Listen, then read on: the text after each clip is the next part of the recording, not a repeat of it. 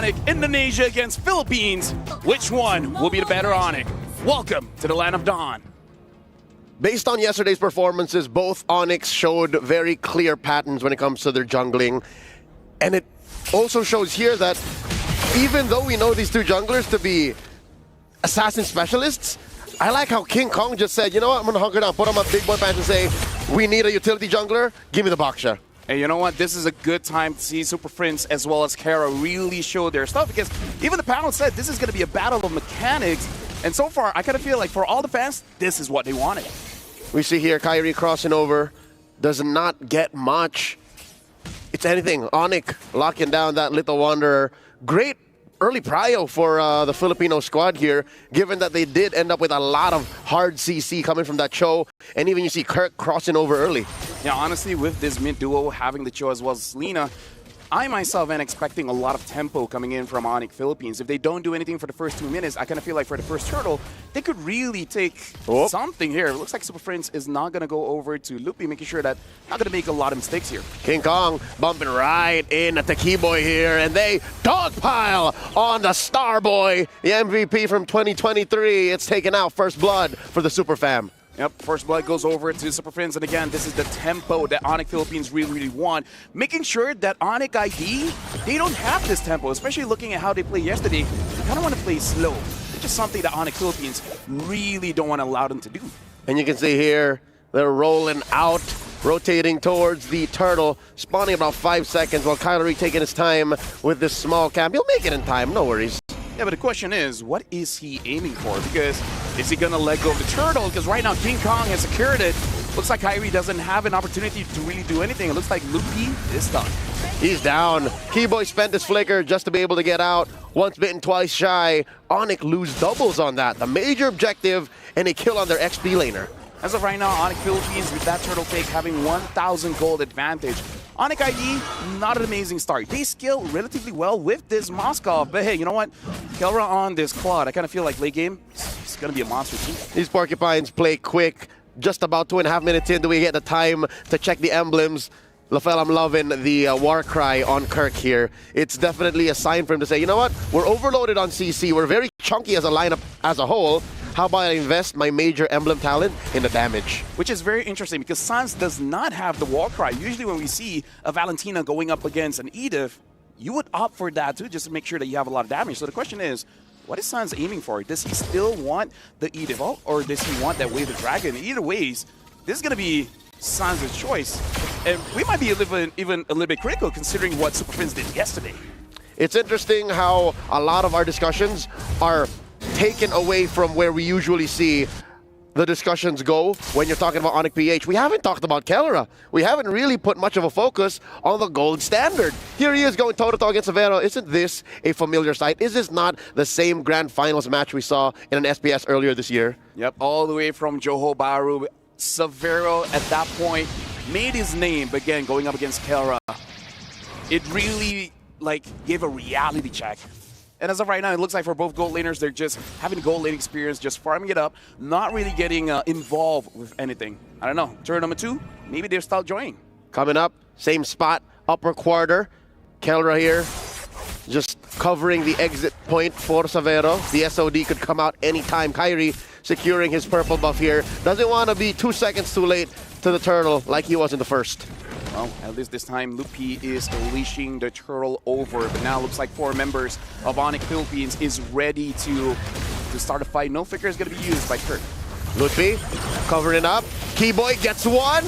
That's a lot of damage dropping in. Blazing the wet SOD thrown out. A lot of damage from ONIC ID. But ONIC PH are so chunky. Kelra takes down Lupi. Few more stray bullets hitting Sans. No one is able to commit to the turtle just yet. ONIC ID just suffered 1 loss. Yeah, good engage coming in from ONIC ID, but just not enough damage here. And Kirk really making it difficult for them to go in because that return damage is so strong. But now ONIC ID is fast through the trigger. Kai was able to go back base, recover, and now they want to go for the turtle. Here comes King Kong! Does not get the retribution. The wall between him and the major objective. ONIC ID scores 1. Kyrie blasting away Brusco, the enforcer, setting up a defensive barrier. Does not allow ONIC ID to push on forward.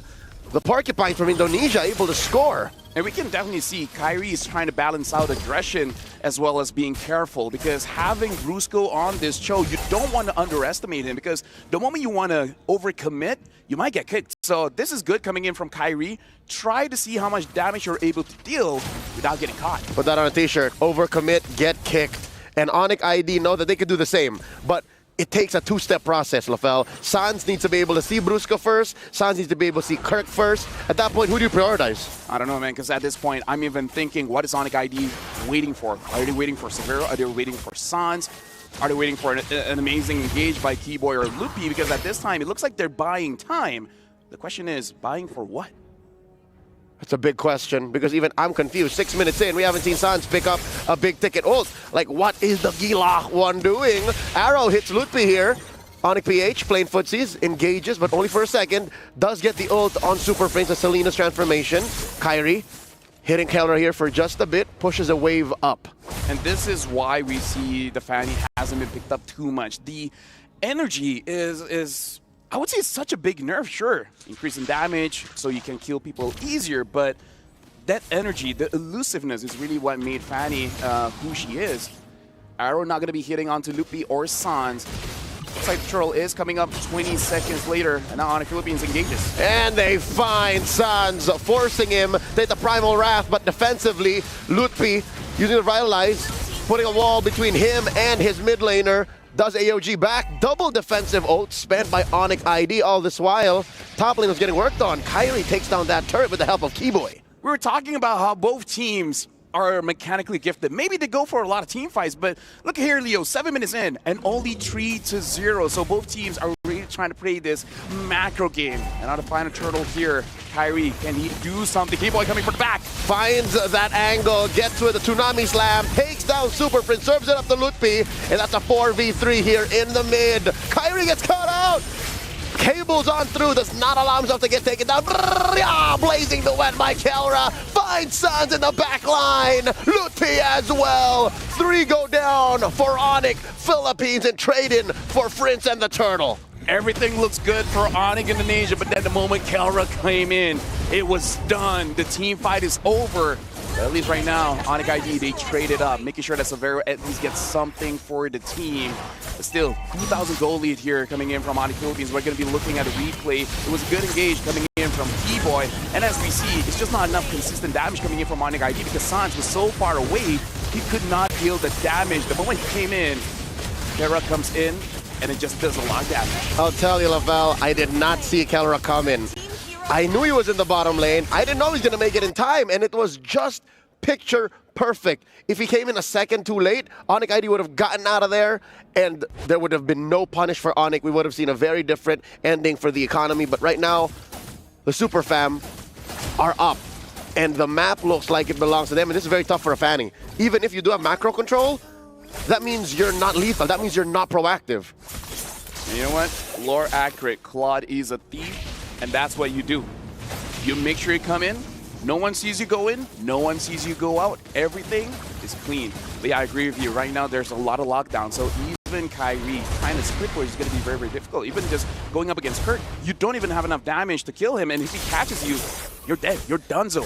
Or you just have to leave. Yep, look at this. Kirk playing man-to-man defense against Kyrie, and Arrow catches one. Lutpi, will he survive? The answer is no. The way of the dragon and everything, but the kitchen sink thrown at him. That's his 4th death here, 9 minutes in. Tankiest member of ONIC Indonesia, but 1 against 4. There's nothing much that you can do as of right now. ONIC ID, they're struggling to actually dish out the damage. So I really feel like that's the biggest problem, especially when you have a Fanny in your composition, is that if you don't do well the first 6 minutes, you're forced to play macro. You're forced to wait for the late game and then just wait for your opponents to misposition.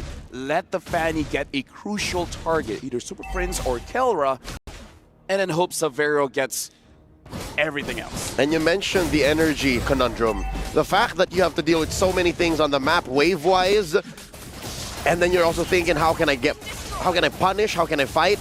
That's on you, the energy, and they find a kick, suddenly the flicker, and the way of the dragon, compromising Lutpi and Kyrie. That's 2 down. ONIC Philippines have the man advantage. ONIC ID, check in range. They can't steal this Lord. Brusco at 1 HP, looking for more. Looking for the knock-up on Sans and Keyboy. They're lucky to even be alive. Savero this whole time buying time in the bottom lane. But Super Prince so easy to answer. ONIC ID, they get nothing. Because in that fight, Brusco was the decisive one. He went in, went for the kick, as we saw Keyboy using the conceal, trying to get into position, but again, a little bit too late. We see the hesitation coming in from Keyboy, and I don't blame him, man. If I was a roamer in this situation, I'm going to catch someone, but can you kill? I think you can. So this is a big problem coming in from ONIC Indonesia. They don't have the momentum. They don't have the damage. They have nothing. ONIC Philippines, almost 5,000 gold ahead. Contrary to the narrative set prior to the match starting, this feels like a familiar match. This feels like a match set at home in the backyard because they are ONIC versus ONIC. But no, this is the cleanest we've ever seen ONIC Philippines. This is the form we've seen them when they won in Season 14. A purple buff attempt here. Not going to happen. Kyrie secures, but they do find Sans. And this doesn't happen. Lafel, you know this doesn't happen. Sans at 0-2-0. Dude, this is such a rare sight, and now ONIC Philippines, they're sieging the mid turret. As of right now, only one Tier 2 turret is still available up top, and they go for Savero.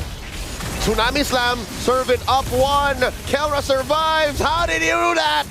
Purify plus BMI. ONIC ID can't catch a break. Even underneath Tier 1, they're gonna lose Loot P. Kirk gets a kill. Kirk just stood still, dealt the damage, and asked a question. What you gonna do about it? I'm not moving. You do something. It looks like they're just dead. Right now, ONIC Philippines has total control of the map. Looking at the items here as well, big difference in terms of the goal lane here, 9,700 against 8,100. So even if you're trying to hope for Savero to make a play, he doesn't have the resources just yet. I'm pretty sure he wants that Malefic gun, but still looking for that gold. ONIC ID, fortunate to have used their Holy Shields to maximum efficiency. We just hit the 12-minute mark, folks, and that is when the Holy Shields get popped naturally. So that means by keeping all of their inhibitors, they're able to somehow plan for a post-late game comeback. But the question still stands. Lafel, you posted it about 5 minutes ago.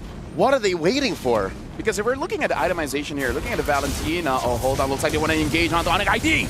And they do find a lot. Sans put down a fifth of his health, forced to use the Primal Wrath here. AOG defensively used. Keyboy gets taken down amongst the weight of the whole Super Fam.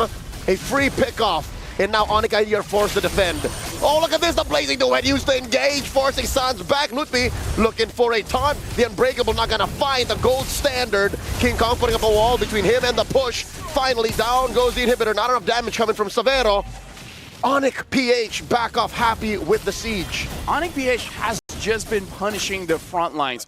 Whoever they catch, Lupi, Keyboy, they're going to take them down. Sans, if they're lucky. Savero now having the Malefic gun, he has 4 items. There is potential for them to do something here, but again, the front lines are not able to set anything up. Oh. The Lord's quarter health here, looks like they're going to reset it. ONIC Philippines respecting the Indonesians' attempt. They know that through Sans and Lutfi alone, suddenly things could go sideways based on what Sans has stolen. But again, he can't even get in range. And that's a free Lord for ONIC Ph. They're going to roll up into the side lanes and simulate an end-game push, because this could be it, Lafel. Yeah, honestly, looking at the items coming in from Sans using this Valentina is going more for damage. Having the Lightning Truncheon as well as the glowing staff and having the arcane boots for more penetration, you would assume that there's going to be more damage, but the fact that he completed it too late, everyone has magic resist at this point. Here we are, Lord, marching up to mid. Kyrie cutting that top lane. Brrr, yeah, Blazing Duet by Kelra, starting it up because ONIC ID are looking for the smoke. Kyrie looking for Kelra, does find him. So does the SOD, but there's a lot of chunky bodies keeping the gold standard guard. And they're gonna at least protect that bottom lane and top lane. ONIC ID doing pretty well for the situation. Ooh, no! The pause came in during the conceal. Okay, we can count our blessings and at least say it didn't happen during the engagement. Yeah. It happened pre-engagement, and I'm pretty sure given our new time break feature, oh yeah, we can fix this. So whatever's ailing our in-game situation, I'm pretty sure this is something that is reparable. Yeah, I like King Kong's reaction as well. As like, bro, we're about to smoke you. Just let it happen, right? But either ways, we can see here, I like that this narrative, ONIC versus ONIC, third place match, they're giving it their all. ONIC Philippines, if they can stomp ONIC ID, they'll do that, right? So I kind of feel like ONIC ID, they also got to rethink what's going to happen in game number 2 because this is a very risky draft that they drafted for themselves, and it just didn't work out. But LaFell, imagine the plot twist if some way, somehow, ONIC PH don't win this. Hey. What if some way, somehow, ID are able to pull something out? I don't even know what it is. I don't even know where to start to try and weave that tale, but what if they do? Talk about Dr. Sulaiman Al-Habib hot take. Now, that's a pretty big hot take. If ONIC ID could do it, damn. How? But yeah, now we're resuming back into the game here. Looks like still a successful defense coming in from ONIC ID.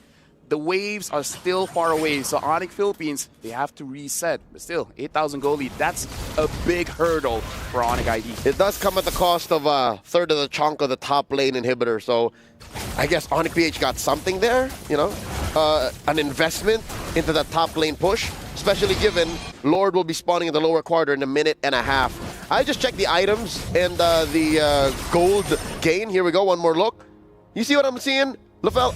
5,000 gold between Kirk and Lutpi. Oh my goodness, man. And that's a carry, Edith, if I've ever seen one. Yeah, start him Scythe as well. No wonder he can do a lot of damage and he can stand up front. And this is also a problem. Keyboy, who is he going to catch? Right? Logically, going to get Kelra. But hey, in a few seconds, he's going to have that Purify. Super Prince is the best target. He's done it once this game. Now the siege continues. AOG by Lutpi, right underneath here, 3 down bottom. Brusco's very low, forced to use that winner crown. BJ, Brusco Paro gets taken down. The trade though, oh my lord, nothing for ONIC PH. The shutdown on the Kirk. SOD by Savero. LaFell, this is what we were saying. What if some way somehow ONIC are able to dig deep? And I'm talking about ONIC ID. What we were saying, what you were saying, if you called it and it does happen, Caster Curse. Caster Curse. Or we're just too good at our jobs. But either ways, like I said, it's not over yet. 16 minutes in. In about, what, 3 minutes, the goal won't matter anymore. At that point, everyone has their core items. ONIC ID looking at the mid lane here, trying to secure this mid turret. Kyrie goes in. Can he get something? He gets stunned up. He gets stunned up again. That's a half-second arrow. Super Prince throwed out just to stop Kyrie from getting the Kelra. And you see this, a single moment of weakness. A vulnerability wherein they lack 2 of their key members. ONIC PH suddenly lose the whole mid lane. With the amount of damage Savero has done, I'm surprised he has no kills. I'm also surprised he has no deaths. So far, Savero is having an amazing Moskov game. If ONIC ID came back, hey, Savero stocks goes up top. And that's exactly what ONIC PH failed to do in the early to mid. They did not apply any pressure to the gold lane. This is what we were talking about, the gold lane experience. Now the Lord, down to a 5th. Keyboy finds one, Tsunami Slam onto Brusco. He's put down to a 10th of his health. Lutpi goes down though, despite the revitalized. Yeah, Kelra serves up a kill to Kirk, taking down Sans. Here comes Kyrie into the back line. Super Prince backing out. Brusco gets taken down by Savero. The spears in the face. Keyboy gets killed. A double kill for the Kirk attack. 3 for 1 the trade. Where's Savero going? ONIC PH don't want to take pursuit. Kyrie though, deep behind enemy lines. King Kong and Kirk going for the pursuit, cutting the exit. Oh, he's low on energy, doesn't have a purple buff. Can King Kong do it? Okay, looks like he's able to get away. King Kong trying to stop him, and looks like he's not able to. Oh, he stopped Kyrie, but still the cable saved him. But now the Lord. You saved yourself one time. The Lord comes in. Kyrie, Savero, Lutpi, can you defend this? All members of ONIC Philippines except for Brusco and the Lord are marching in. The siege, the possible end angle for ONIC PH. Lutpi and Savero trying to clear. They're saving that top lane inhibitor. Keyboy might catch some smoke here. Arrow onto Lutpi. ONIC PH refuses to engage. They're going to take this low.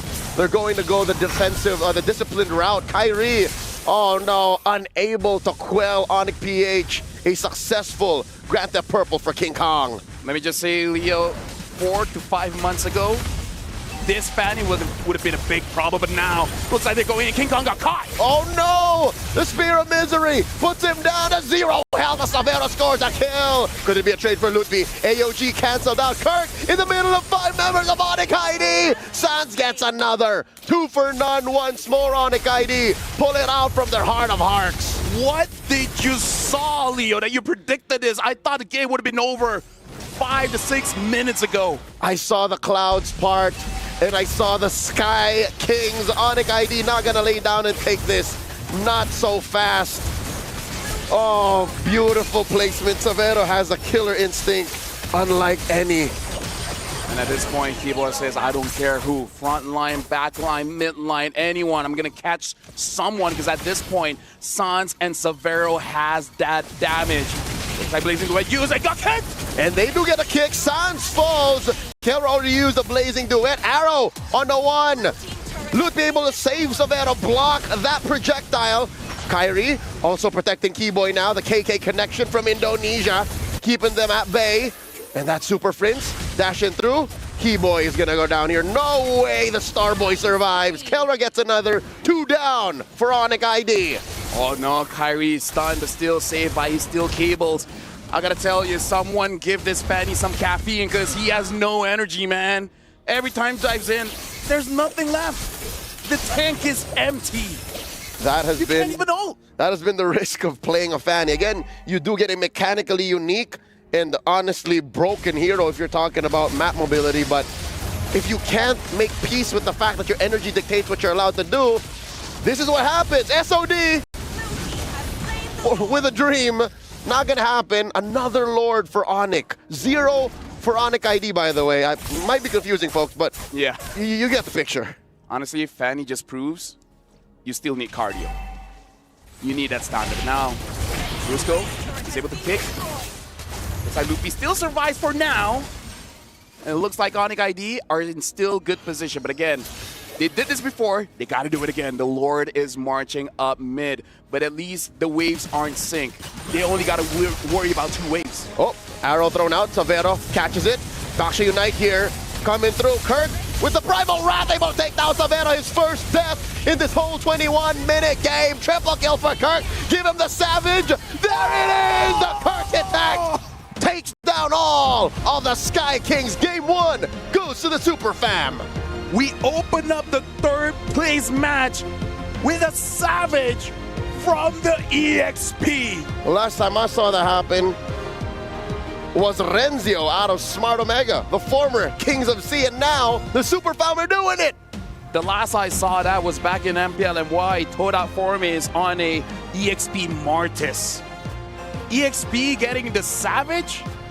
Now that's rare. So Martis, Masha, and now Edith. Dude, a lot is going on. But one thing is for sure.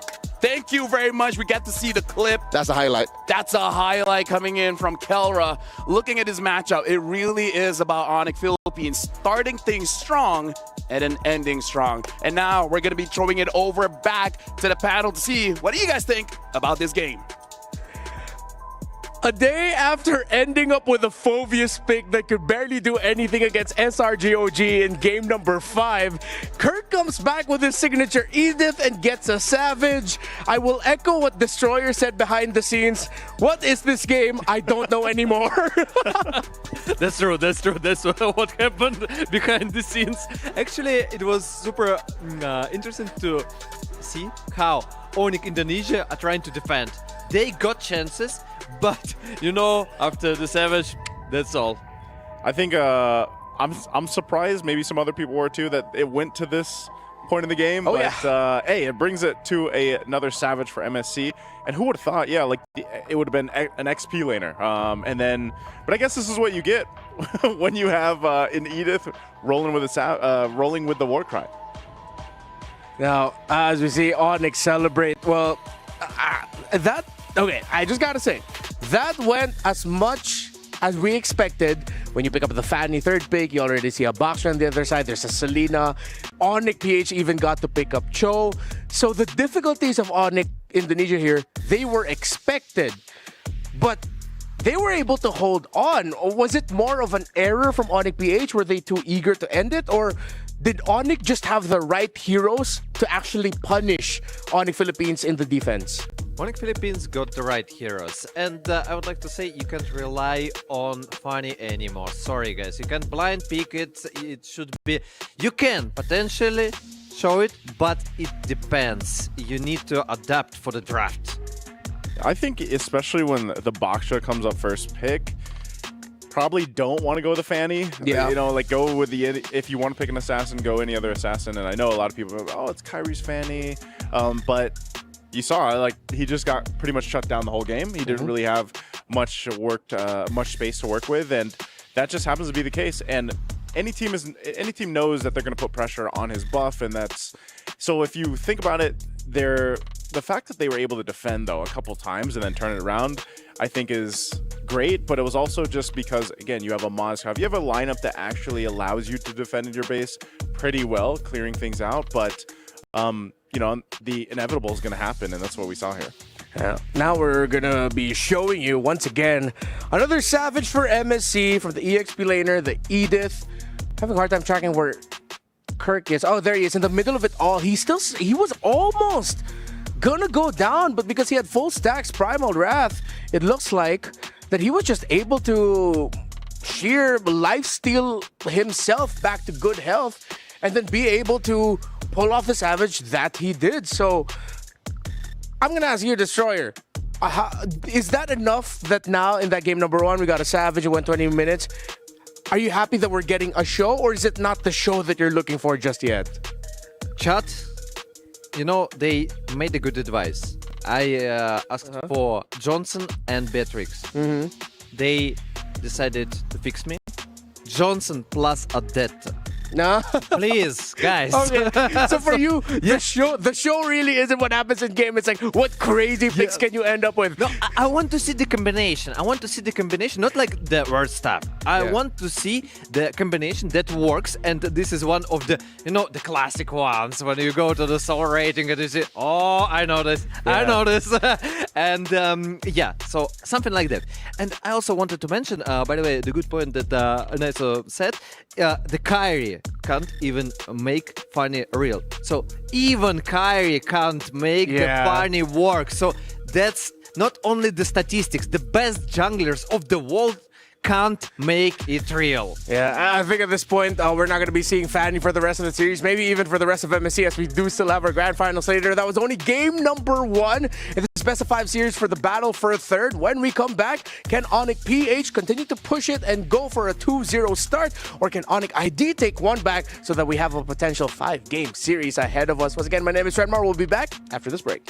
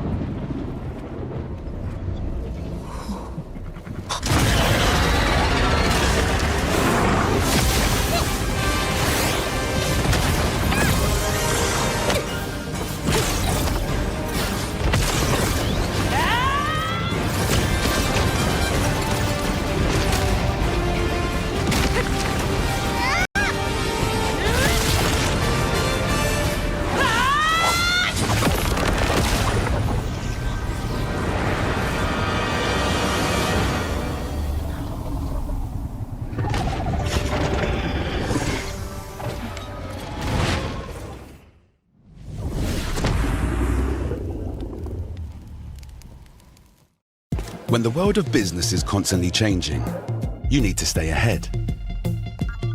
So what about AI to generate new possibilities? machine learning to predict what customers will like. Or expand your business by forecasting delivery routes with real-time data. With the power of the cloud, imagine how AWS can transform your business.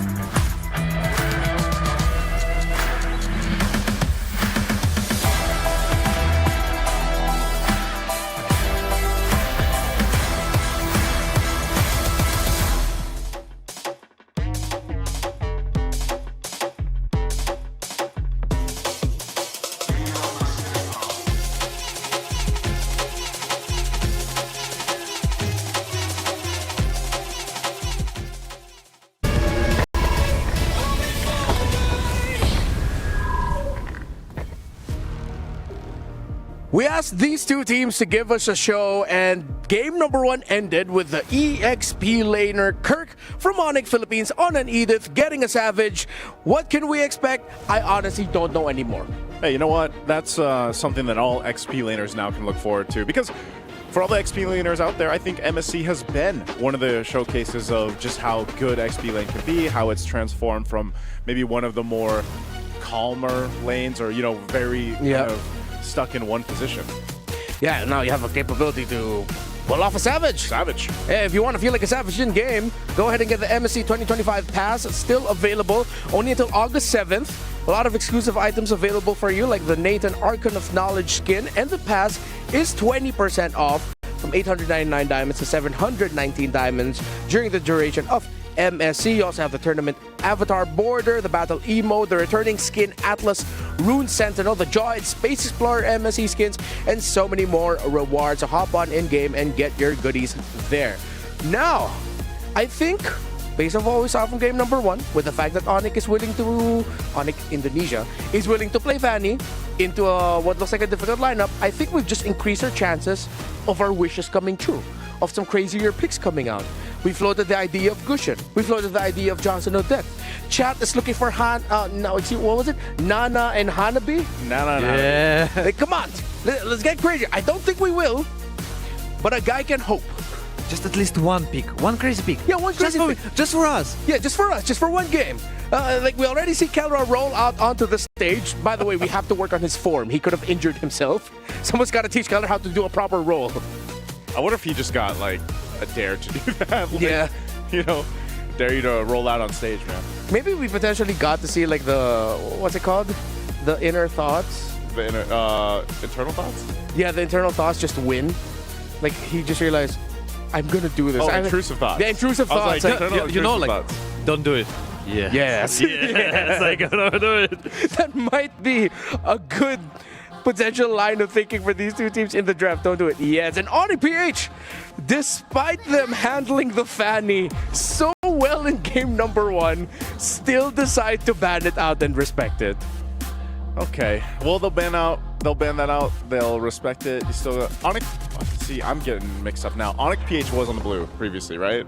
Yes, they were. Yes, they were. Because I know even our casters in game are like, yes, ONIC this, ONIC that. But hey, if ONIC Philippines is going to be on the blue, that's fine. I think if Baksha's open, if they still go the Baksha, then they're sticking with like this standard jungle, but then they might change things up as the draft goes through. Yeah. You can see the Jushins taken out last here from their side for the first phase. You know, to hear one of the funny things, ONIC Indonesia. Yeah, but just check this. Drafts, the positions, not gonna change. Because ONIC Indonesia nearly all the time prefer the second pick. Yep. That's the reason.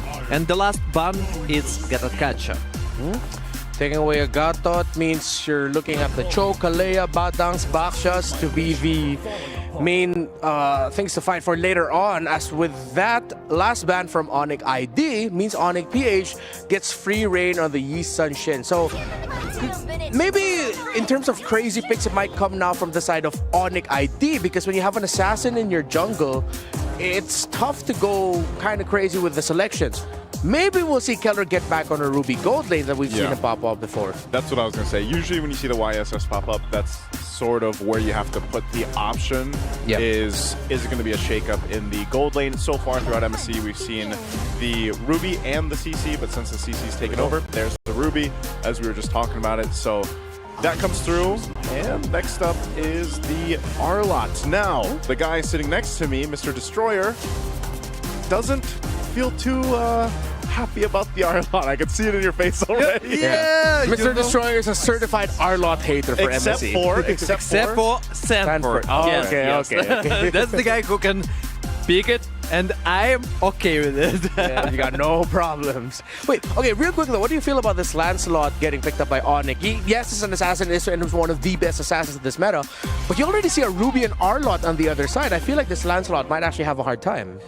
Might, but also you have Curtain Call and Tsunami Slam. There's a composition from the right side also. Never forget about it. So you can work on the Yushin Shin and try to focus it first. Ah, all right. So it requires Kyrie to talk a lot to Keyboy and Lutfi to make Yes. sure, okay, help set me up so that my Lancelot doesn't have a hard time. Second phase now, what could we potentially be looking at the bans here, Naisu? Well, they're still going for some of the roam options. They took out the Miltilda. You can see they're going to focus on the gold lane for ONIC Philippines to take out some of those options over for Severo. And I don't know, this is the thing. It's like, I would say, would we consider the fact that even for ONIC Philippines, there's still some switch up that can happen here? Like, I'm thinking at this, like, the Arlott's there in the Ruby, but we don't know 100% where the Ruby's going. Like, if it is going to be parked in the gold lane, I think they're playing around that hand. You can see the Phoveus is banned out here. Last one might still be a gold laner, though. Yeah. Okay, so ONIC idea are actually reading into your suggestion here, because if they're banning out Phoveus, that means they're still thinking of the potential switch up. Yeah, exactly. So this Ruby might go to the XP. The Arlott might actually end up going into the roam, as we've seen in the past. Although I think, And the most crazy thing, Arlott go in the gold. yeah, or maybe we'll go crazy and we'll see Arlott in the gold lane. Who knows? So ONIC ID are now keeping that potential option open, while ONIC PH, I think they have to consider a mid lane ban here. There's still a really powerful Farsa pick available, even though you have Arlott on your side, but they are respecting the Ruby, which could have been problematic for Ruby and Arlott. So you just take Farsa here since it's open, I would assume, for ONIC. I mean, it gives them enough damage. They've got really good play into the Kalea, and there it is. So the Farsa comes through. Immediately the answer, though, over from ONIC Philippines, the Kagura. Is this, are you happy with this? I mean, this is still a shakeup. You know, I got a point. Actually, isn't it too dangerous to pick Farsha versus this setup? Just Mountain Shocker, I'm offended. Yeah. Final Slash, like everything. A lot of initiation. Yeah, that's true. That's like one of the trade-offs you have to consider picking up the Farsa. And then now it even demands more out of Kiboy and Lutfi to make sure that, okay, you're setting up for your Lancelot, but now you also have to protect Sans. Yeah, look So at yeah, the suspense. that's what about resources. When they took Lancelot with this composition, I'm okay. But you need to protect two targets right now. It's super hard. I like how they held on to this. Where is the Ruby going? Is it going to be in the gold? Okay. That, all right. There's a Badang. So Ruby Gold. Yeah, Ruby Gold, Arlott EXP, Badang in the roam. And this is, now it looks so tough for a Farsa.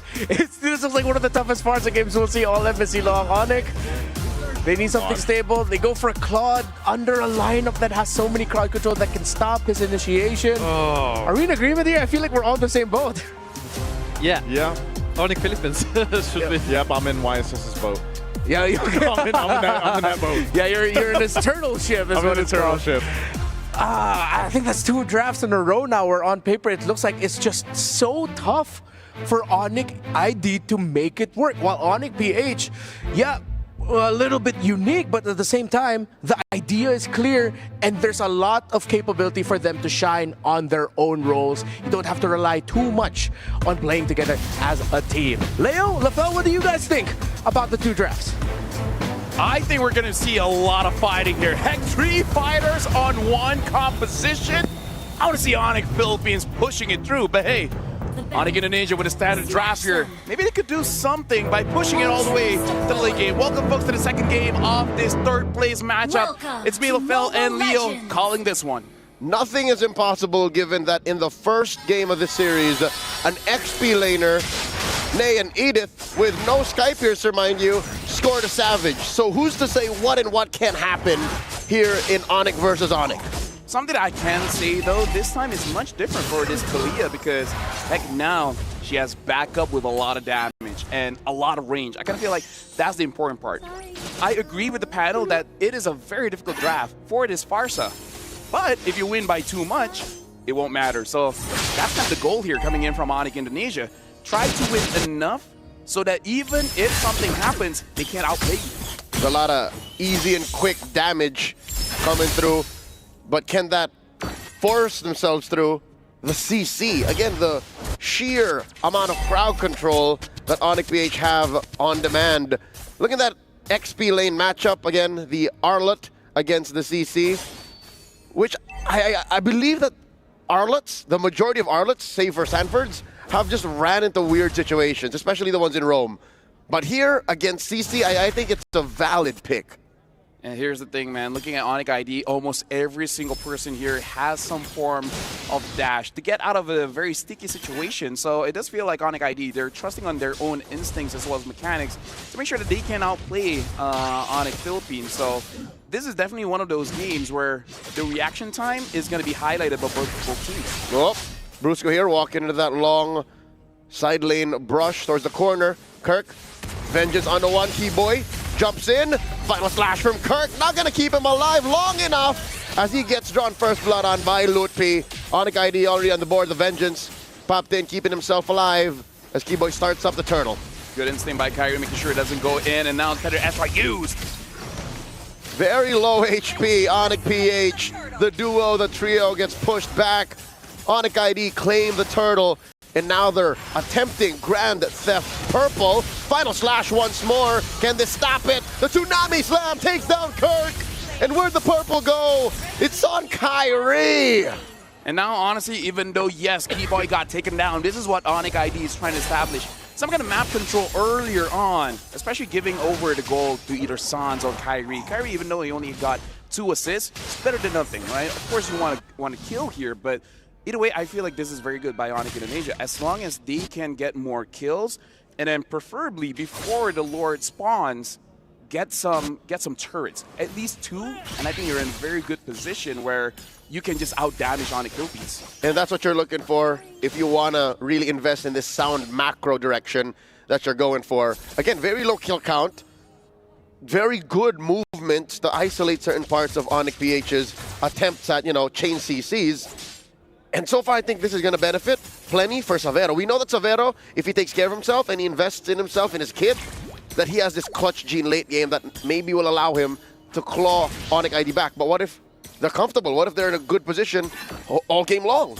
Looking at the rotations here coming in from ONIC Philippines, ONIC ID, they need to be aware by Turtle 2, it will most likely be 5-man coming in from ONIC Philippines. So they have to make a decision whether they want 4v5 or 5v5. And that's 30 seconds from now. They started up. Already a Tsunami Slam on the Kirk.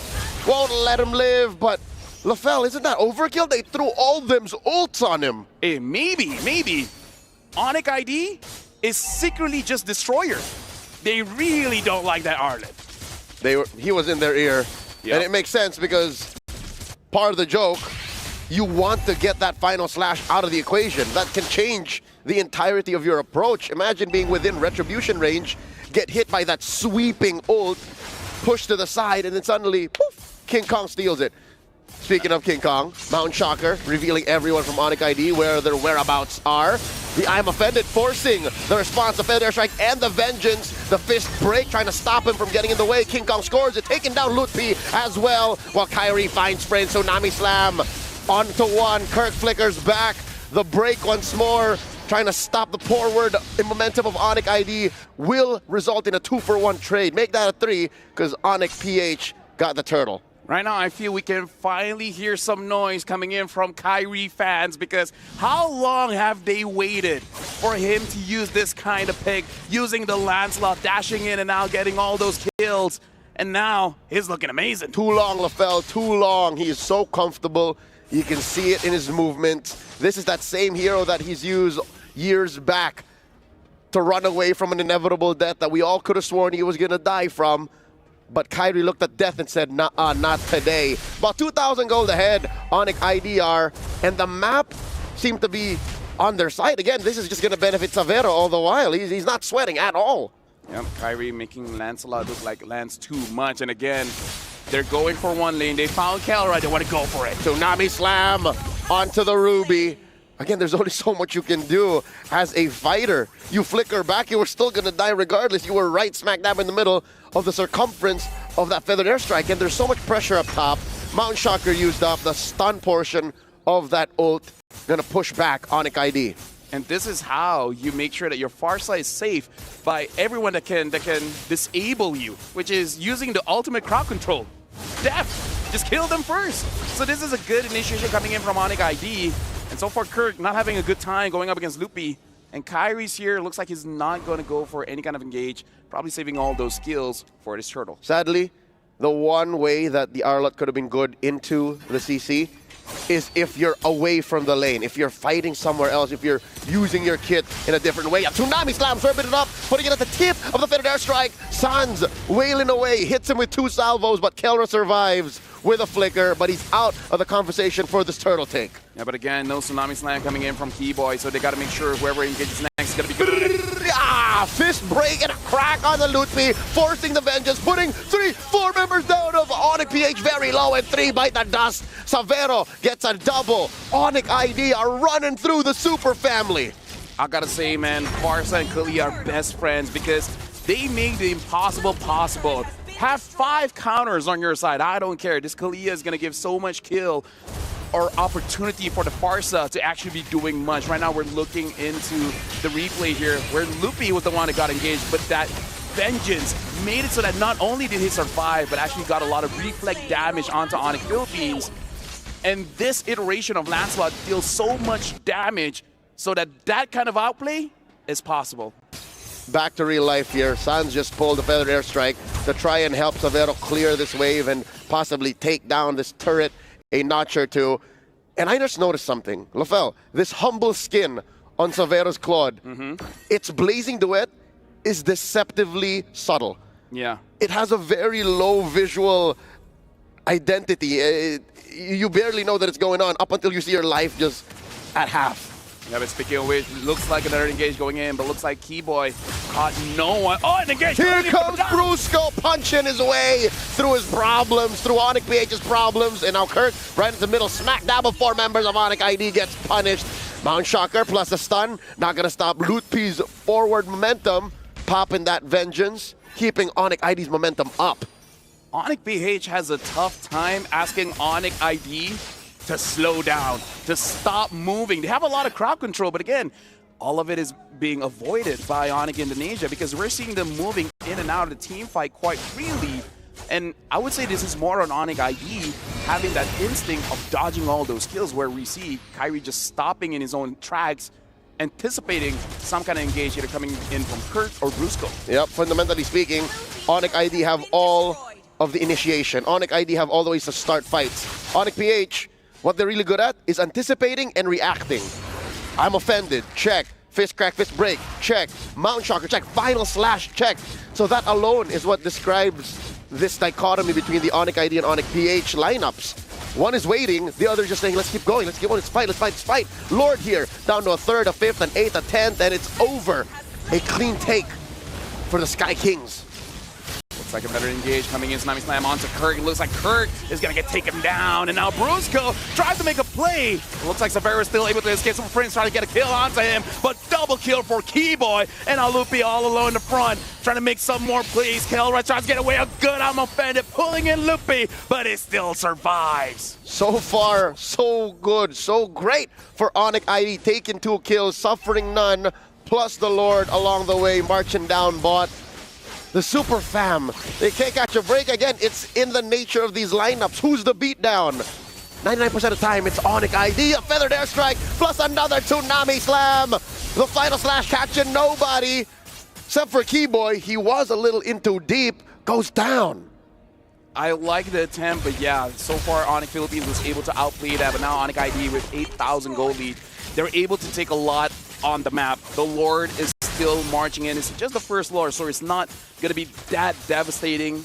Plus, looking at the inhibitors, the mid lane still having that Holy Shield does make it very difficult for ONIC ID to really end the game. So now it really is about choking ONIC Philippines, making sure that they don't get any farm after this. But here's what's scary, Lafel. I have to mention, ONIC Ph, yes, they are a reactive lineup. Their comp would like to wait for you to try and engage. That's very strong at the high ground defense. It's lethal, especially if you're underneath your tier 3s. And look at this. They're baiting ONIC ID. They're saying, hey, look, we're ready for another Tsunami Slam. Keyboy, you want any of us? This is kind of scary because Kyrie did a lot of damage with just the War Axe. Now having the Endless Battle as well, there's going to be a lot more burst damage as well as healing going back into his HP. Looking at King Kong, still respectable amount of damage with the Blade of Despair as well as the Hunter Strike. A lot of penetration cooldown as well as just raw damage, but you really can't compare when the Lancelot have 3 items here. Even having 1 defense item with the Brute Force, making it so that even if you do catch him, it's going to be hard to take him down. Yeah, I'd reckon King Kong is about 1,000 away from finishing his Endless Battle. So that's definitely a big power spike that he can expect. All this while, Savera just picked up his Rose Gold Meteor Dog. That's the 4th item after the Swift Trinity. So it already comes to reason that even in the mid-game, you're already hurting with your subtle Blazing Duet, your stealth Blazing Duet. What more now when you're a little more chunkier, when you can protect yourself just for a second or two longer? He invested in this, mind you, instead of the Wind of Nature. But look, the Wind of Nature would also be very good since there are 3 fighters. I gotta say, ONIC PH, for them to turn things around, they gotta do what Lady JP did and play like an assassin as you go to the backline. Either Kirk, Brusco, or heck, Super Prince. Maybe even anyone could really do that, because I gotta feel like the moment you're able to stop that Feather airstrike, a lot of the firepower is dealt with. And it's all the more easier, if anything, Lafel. They have great tools. They have the Mount Shocker. They can see where the pieces of ONIC ID are, but this 9k gold lead is just too huge. Kelra here. Nice attempt. Flicker. I'm offended. No one home. But here comes the punish. To Keyboy looking for a target. Already spent the Tsunami Slam. Brusco and Kirk hit with a curtain call. Brusco able to retreat. And ONIC PH sent packing. Yep, a lot were used, but still, no one really died in that final engage. And ONIC ID, they're fine with that. Having 10,000 gold, the minions are looking good. They're setting it up. The Lord is marching down bot, trying to slow it down so that Kyrie can get his buff first. This could be an end angle, but like you said, the draft coming in from ONIC Philippines, they're actually very good at defending. So ONIC ID, if they want it, they got to get some kills first. ONIC ID are just waiting for this Lord to come a-crashing, so they're managing the movements of these waves from mid and top. Not going to be fully synced, but at least that's a lot of pressure coming down on the Super Fam's base. Here comes the Lord, putting that bottom lane inhibitor at about 0 health. And there's the damage on Keyboy. Lutpi pushing the advantage. Mount Shocker here by King Kong. Checking range. Final slash finds one, but Keyboy answers back in kind. Kirk very low. Kirk goes down. Sans gets the kill. And that's already 1 member of the Super Fam taken out of the equation. Super Prince very low as well. Kyrie takes him. And now here comes Savero holding on to the Blaze Duet. Does not use it just yet. Oh, wow, the discipline on this young man. You know what? I'm surprised Sans hasn't gone back yet. He's like, I'm barely having any HP, but you know what? I can take some minions still. Looks like on the ID, they don't want to stop. They want to make sure that they get this mid inhibitor. And now the minion waves, there's only 2. Will this be enough? They also want the finish. Feather Strike coming in, plus a Tsunami Slam. Oh, the I'm offended, not enough to save him. Didn't even get to pull it out. Here comes the Blazing Duet. King Kong gonna fall. And just Kirk left to defend. Can he do it? Vengeance plus a final slash plus another Vengeance. And now it's over. ONIC ID take us to deadlock, 1-1. It took a while, but finally, this is the ONIC Indonesia we've been waiting for. A lot of burst damage, a lot of engages, a lot of team fighting. This is something that we wanted to see. And speaking of something that we want to see, I'm pretty sure Destroyer didn't like what he saw on that Arlet. So far securing only Sanford. I can almost hear Destroyer saying, I told you so. He might even say that after this. But again, to be fair, that Arlet was ganked mercilessly. Like it almost felt like Destroyer was there. Where the coach was like, I don't care if you lose. just make sure this early goes 0-10. Luckily, it worked out. Again, all of this pressure on ONIC PH and that half of the map was enough to stop them from doing anything at all. And with this action-packed match, I'm pretty sure the panelists have a lot to say. So we're going to be throwing over to you guys, where right now ONIC ID has equalized. I told you so. There you have it. There you have it. Validated in his opinions about the R-Lot. Kirk struggled here, but yeah, we said ONIC PH had the easier lineup to pull off theoretically, but what happened? We did until we forgot about Arlot, man. The state of Arlot right now is not very good, unless the one caveat there, Sanford, like we've seen so far. But yeah, there's something about it. And talk about a contrast from Game 1 to Game 2 for Kirk specifically. Really difficult here, and I think ONIC Indonesia just really played into the part. Like, every single time that we want to find someone to go ahead and Tsunami Slam, Kirk's the easiest. He usually puts himself in position to do that anyway because he's trying to get a final slash off. So they just really punished hard and didn't give any opportunity really for anything to happen off of that. They just played, ONIC Indonesia, played for the first target, and they were focusing like, okay, we see Arlot, let's go Arlot. And the biggest problem for the Kirk, again, it's Arlot, definitely, and he got no escape. If you engage, one-way ticket. That's all. That's the problem. It's not about the Kirk playing bad. It's about Arlot all the time. Yeah, it's and not even just Kirk, but also I think it was just, it was nice to see the Kagura, man, but that also just didn't work. Like, it didn't do too much. Once that yin-yang overturn is done, then if you're comparing that to the damage or the value that even a Farsa brings, like, it's not comparable at all. Yeah, just the combo of those two alone. As we mentioned, it was the Tsunami Slam, Feathered Airstrike. Whoever is the first target that you see, that's it. Pretty much GG for ONIC PH in terms of the fights, because once they lose one frontliner, it's so tough to sustain a fight when you have your R-Lot gone, when you're going up against what ONIC ID brought to the table. So is it really just the story of R-Lot story of math? Story of math. 5 math. Okay. More than 4. Well, yeah, because like with one guy always constantly just getting picked off, then yeah, you're gonna have a man disadvantage. And if you're not getting the items and the flow of the game that you want on the side of ONIC PH, yeah, ONIC ID can run away with it. What we thought was going to have a hard time, the Lancelot of Kyrie, we did not see that at all. He had a perfect game. Again, it was enabled because of the way the composition worked, the way the lineup worked. It was all good for them. And you also sprinkle in the fact that when you're that far behind, even in one of the lanes, like, it's so difficult, especially when you're the guy who's like supposed to set things up. Like, that's initially what Arlot's picked up to do.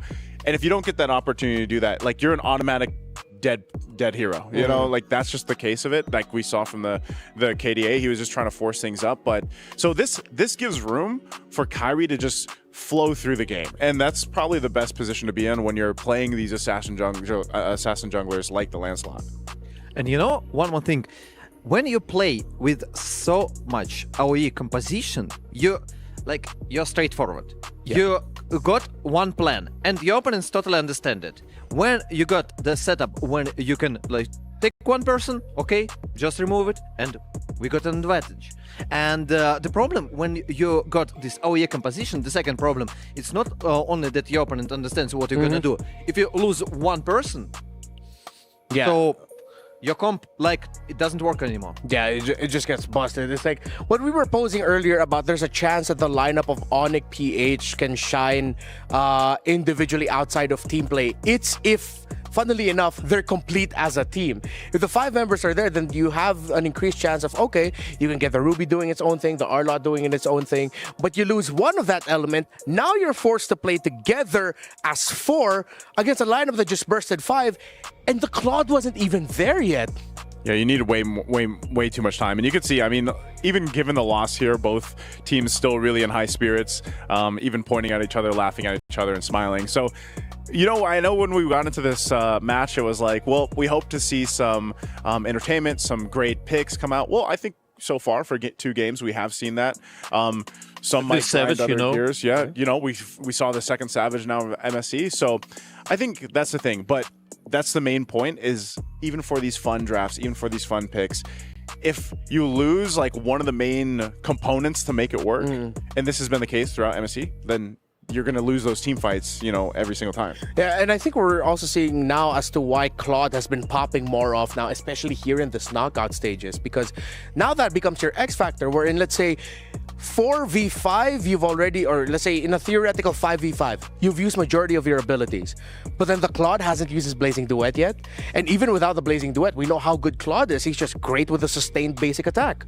That now we're seeing, okay, now you really have to consider Claude and how we set up for the Claude success.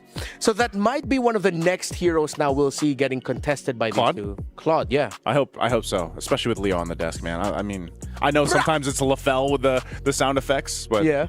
I need those sound effects to keep coming through. Also, there is one more thing that Cloud gives you.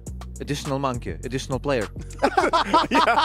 That's a great point. Yeah, you have your Dexter. 6 You man actually play Dexter. 6 versus 5.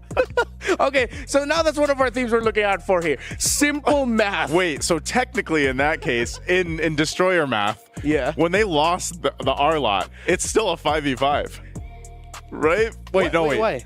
No, that wait. It'd be what was the squad? 6v4. It'd be 6v4. Never mind. You You're see, out. Destroyer math. outsmarted. I like that. Okay, so They just outsmart the opponent with the monkey. so in Destroyer math, does the umbrella of the Kagura count as a player? No. No. But Dexter does. Yes. Okay, so simple Destroyer math here for ONIC came through with a 6th man Dexter in the hands of Savero, the gold lane of ONIC ID. And yeah, it's good to see that ONIC, despite the shattering loss in game number 1, it's like they stuck back to a basic idea of pick off one, let's go after that. And then maybe moving forward, that's what we'll see from ONIC ID. That maybe less on the fannies, less, yes, you can still get high mechanic heroes for Kyrie, but just get that raw damage that Indonesian teams are like known for dishing out. Yeah, they like that very specific play style, and honestly, we've seen pretty much all the teams kind of adapt to that so far with our current meta. I don't know, would you guys say that our meta because we always talk about this when it comes to internationals and even in our own respective regions, do you think it's actually established now, or is that meta, can we say, which is so odd because on the last day, are we saying that it's established? No, I think it's still shifting. Yeah. Still in progress. I think we're in agreement there. I think it's established, but in the sense that everyone knows that there's so many options that you can go for now. That it's like a wide pool. During this MSC, we got around 85 heroes, right? Yeah, enough. So yeah. something like that. And we're still in progress of searching. And the pro players totally understand. I even pretty sure that the coaches are still sitting and calculating, like, what should I do? This here. What's better? Like 1 + 1 is 2, 2 + 2 + 2 is 4, etc. Dexter.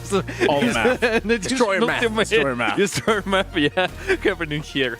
All right. Here's a little bit more math for y'all out there. All the way up until August 7th, the MSC 2025 chest, will be available for only 20 diamonds. You could draw the luxury reward, the returning MSC skin Atlas Rune Sentinel, plus your first 3 openings of the chest guarantee you Crystal of Aurora and Banner of Morale. That's not all, because up to 1,000 MSC coins could be yours too. Buy the MSC support chest now and cheer for our mid-season cup. Again, we are in the final day of the mid-season cup after everything that's happened in wildcards, group stages, now here in the knockouts. It's 1-for-1 in the battle for third, and with all of the crazy picks we suggested, all right, I think we have to find some stability. Stability in the EXP lane. Maybe R-Lot might not be the best route to go for, or if you're considering going the R-Lot, maybe a little bit later. You don't? For you, it's straight up just no more R-Lot. No more R-Lot. Not in this series, please, guys. Well, I was going to say, we might see him later for the grand final match. Wait. Sample.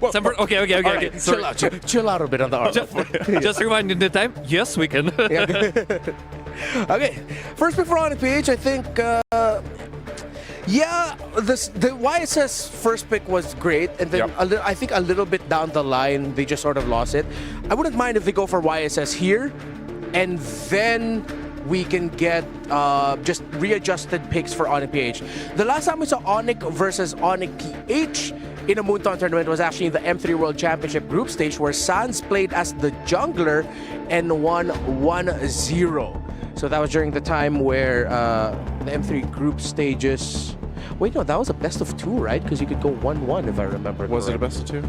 Or maybe at that been a while. point you could just, it's just 1. Yeah. There's been a lot of MLBB since M3. So Gosh, I was gonna say M3. That's been a while. You know, I remember specifically watching M3 in just at home. Like I was just like I wasn't even casting it. I was just watching it. No, wait, weren't you? You were already casting. Was I? Yeah. No. Okay. Wait. You just Was- weren't flown out. And then we had the Filipino No, broadcast. that was both after of my them. first season. Yeah. Oh, yeah, it was after your first season. So I season still 8. felt like yeah. yeah. All right, okay, so as expected, ONIC Philippines will still go to the Yusen route, but you just have to readjust. Maybe a bit more stable picks in the EXP lane, and maybe not too crazy a pick in the mid lane. Like something a little bit more simple than the Kagura. Do they maybe just take the Farsa? Like, you know, that might be able to work really well with the YSS pick. You can see the Gatakacha over here. What do they? You know, I think that they could potentially think about and adjust the draft about mid. If you already mentioned, actually, Renmar, you mentioned today that if is going back, and they got nearly equal range. I mean, if you speak about the Farsa and if. Yeah, could also be one of the options, and I think that's why ONIC rushed the Gatakacha and even the Lancelot. It's like they're already telling ONIC PH, we know your best options are either like Farsa, Eve, heroes like that. That will make it difficult for you to play those artillery mages. Yeah, I mean, if they still want to pick up the Farsa, that's fine.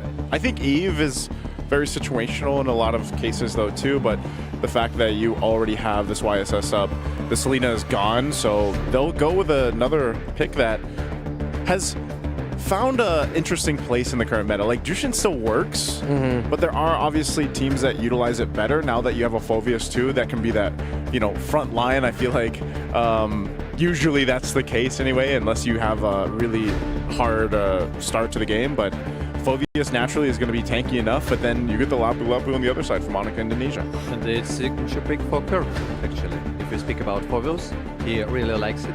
He performs well. Oh, we saw. Oh, but it's gonna be an ONIC ID, so it's gonna be in the hands of Lutpi. Kirk will get the Phoveus, which struggled last night, but let's see how well it will fare this time around. Good thing that they banned the CC though. Yeah.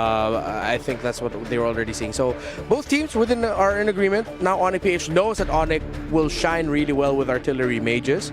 I think it's going to be up to them if they're going to ban either the Kadita or the Farsa. That will most likely end up in the hands of Sans. I think maybe just take out the Farsa here for their last ban. I think maybe since we saw them ban out the Kadita before, there it is. Yeah, so they banned that out. Maybe just better to go ahead and handle the Kadita if they decide to go ahead and draft it for ONIC Indonesia.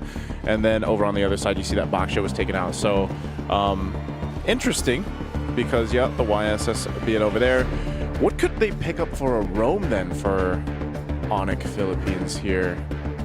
I think we should predict something for the ONIC Indonesia, because right now they are on the first iteration, and actually I don't expect Kadita. I'll explain why. In the previous draft it was okay because of the Kalea, so you got the composition, but here like catch only with Gatot, that's all.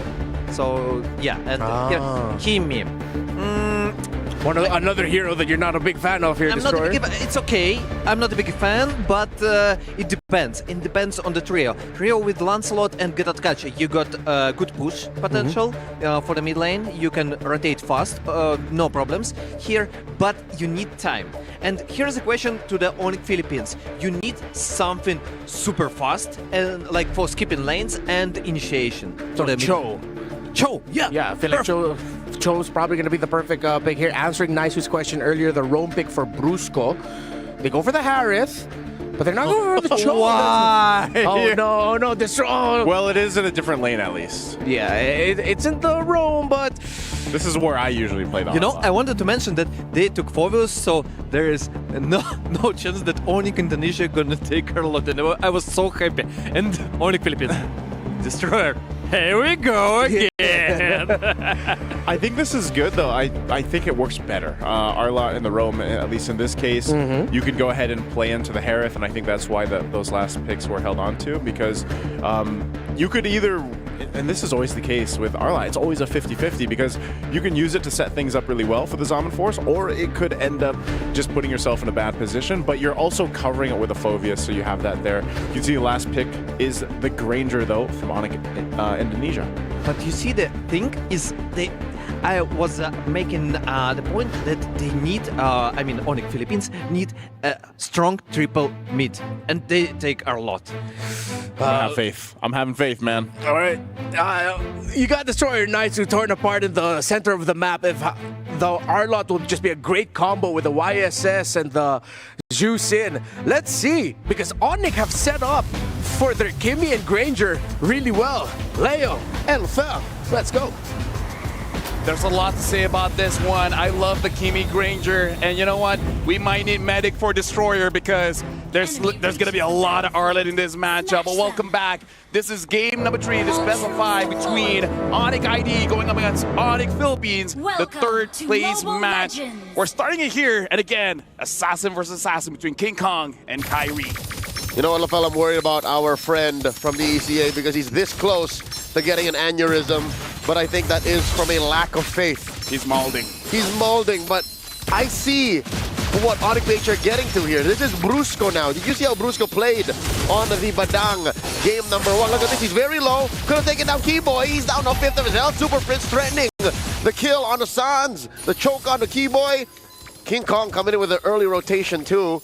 Might even score the Little Wanderer. That's a technical knockout on Brusco, but hey, that's the cost of getting aggressive early on. Yeah, right now, Keyboy already using the Revitalize, make sure that San stays in lane, but now looks like King Kong goes in. Whoop! Flicker's already spent with a choke slam, taking down the Gila one. I gotta say, these mid laners are playing like EXP laners, trying to trade as much as they can, and so far, ONIC Philippines is on top. King Kong very patient to stay in the mid lane to make sure a gank actually happens. So here's a quick look at the emblems, trying to understand where these teams are coming from, how they built their heroes. How often does this happen? Concussive blast on the Phobius. He wants to clear quick and leave. I mean, look at that. He even has the thrill, so kind of wants to win the lane, kind of, making sure that there's a bit more damage than you would expect, I guess.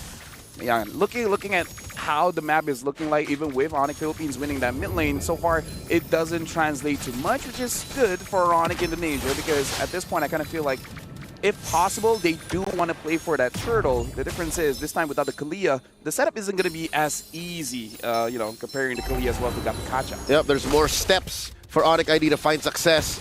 Now ONIC Ph first to the scene, looking for that choke on the Keyboy. Kirk putting him up. The bravest fighter set in already. Lutpi ready to go, throwing hands, or should I say great swords into the back line. King Kong looking for that Traceless, and the successful retribution coming in from the Sigma jungler. ONIC Ph pushing the advantage. Look at this, they're crossing the threshold. Crimson Beacon finds Sans, finds another. Keyboy forces a revitalize, but it's not going to be enough. The ONIC PH squad are way too deep to find nothing. They take down Keyboy. This is the consequences of dying early as a mid laner. You don't get that level 4 on time. And that caused them to lose, but hey, Lutpi trying to get something back, getting a kill. And it looks like he's able to escape, no problem. They did not expect a rogue Lapu-Lapu to be waiting for them in the bush, and it's Kirk who gets the worst of it. Bottom lane, we haven't really talked about this much. Again, you give Kelra and Savero space, you don't know what you're cooking with. Kyrie going for that small camp attempt, and now they're crossing over. Oh no, Super Prince is a little too deep. He does have a flicker, almost bumped into the wall, gets away with it though. No one's watching. Yep.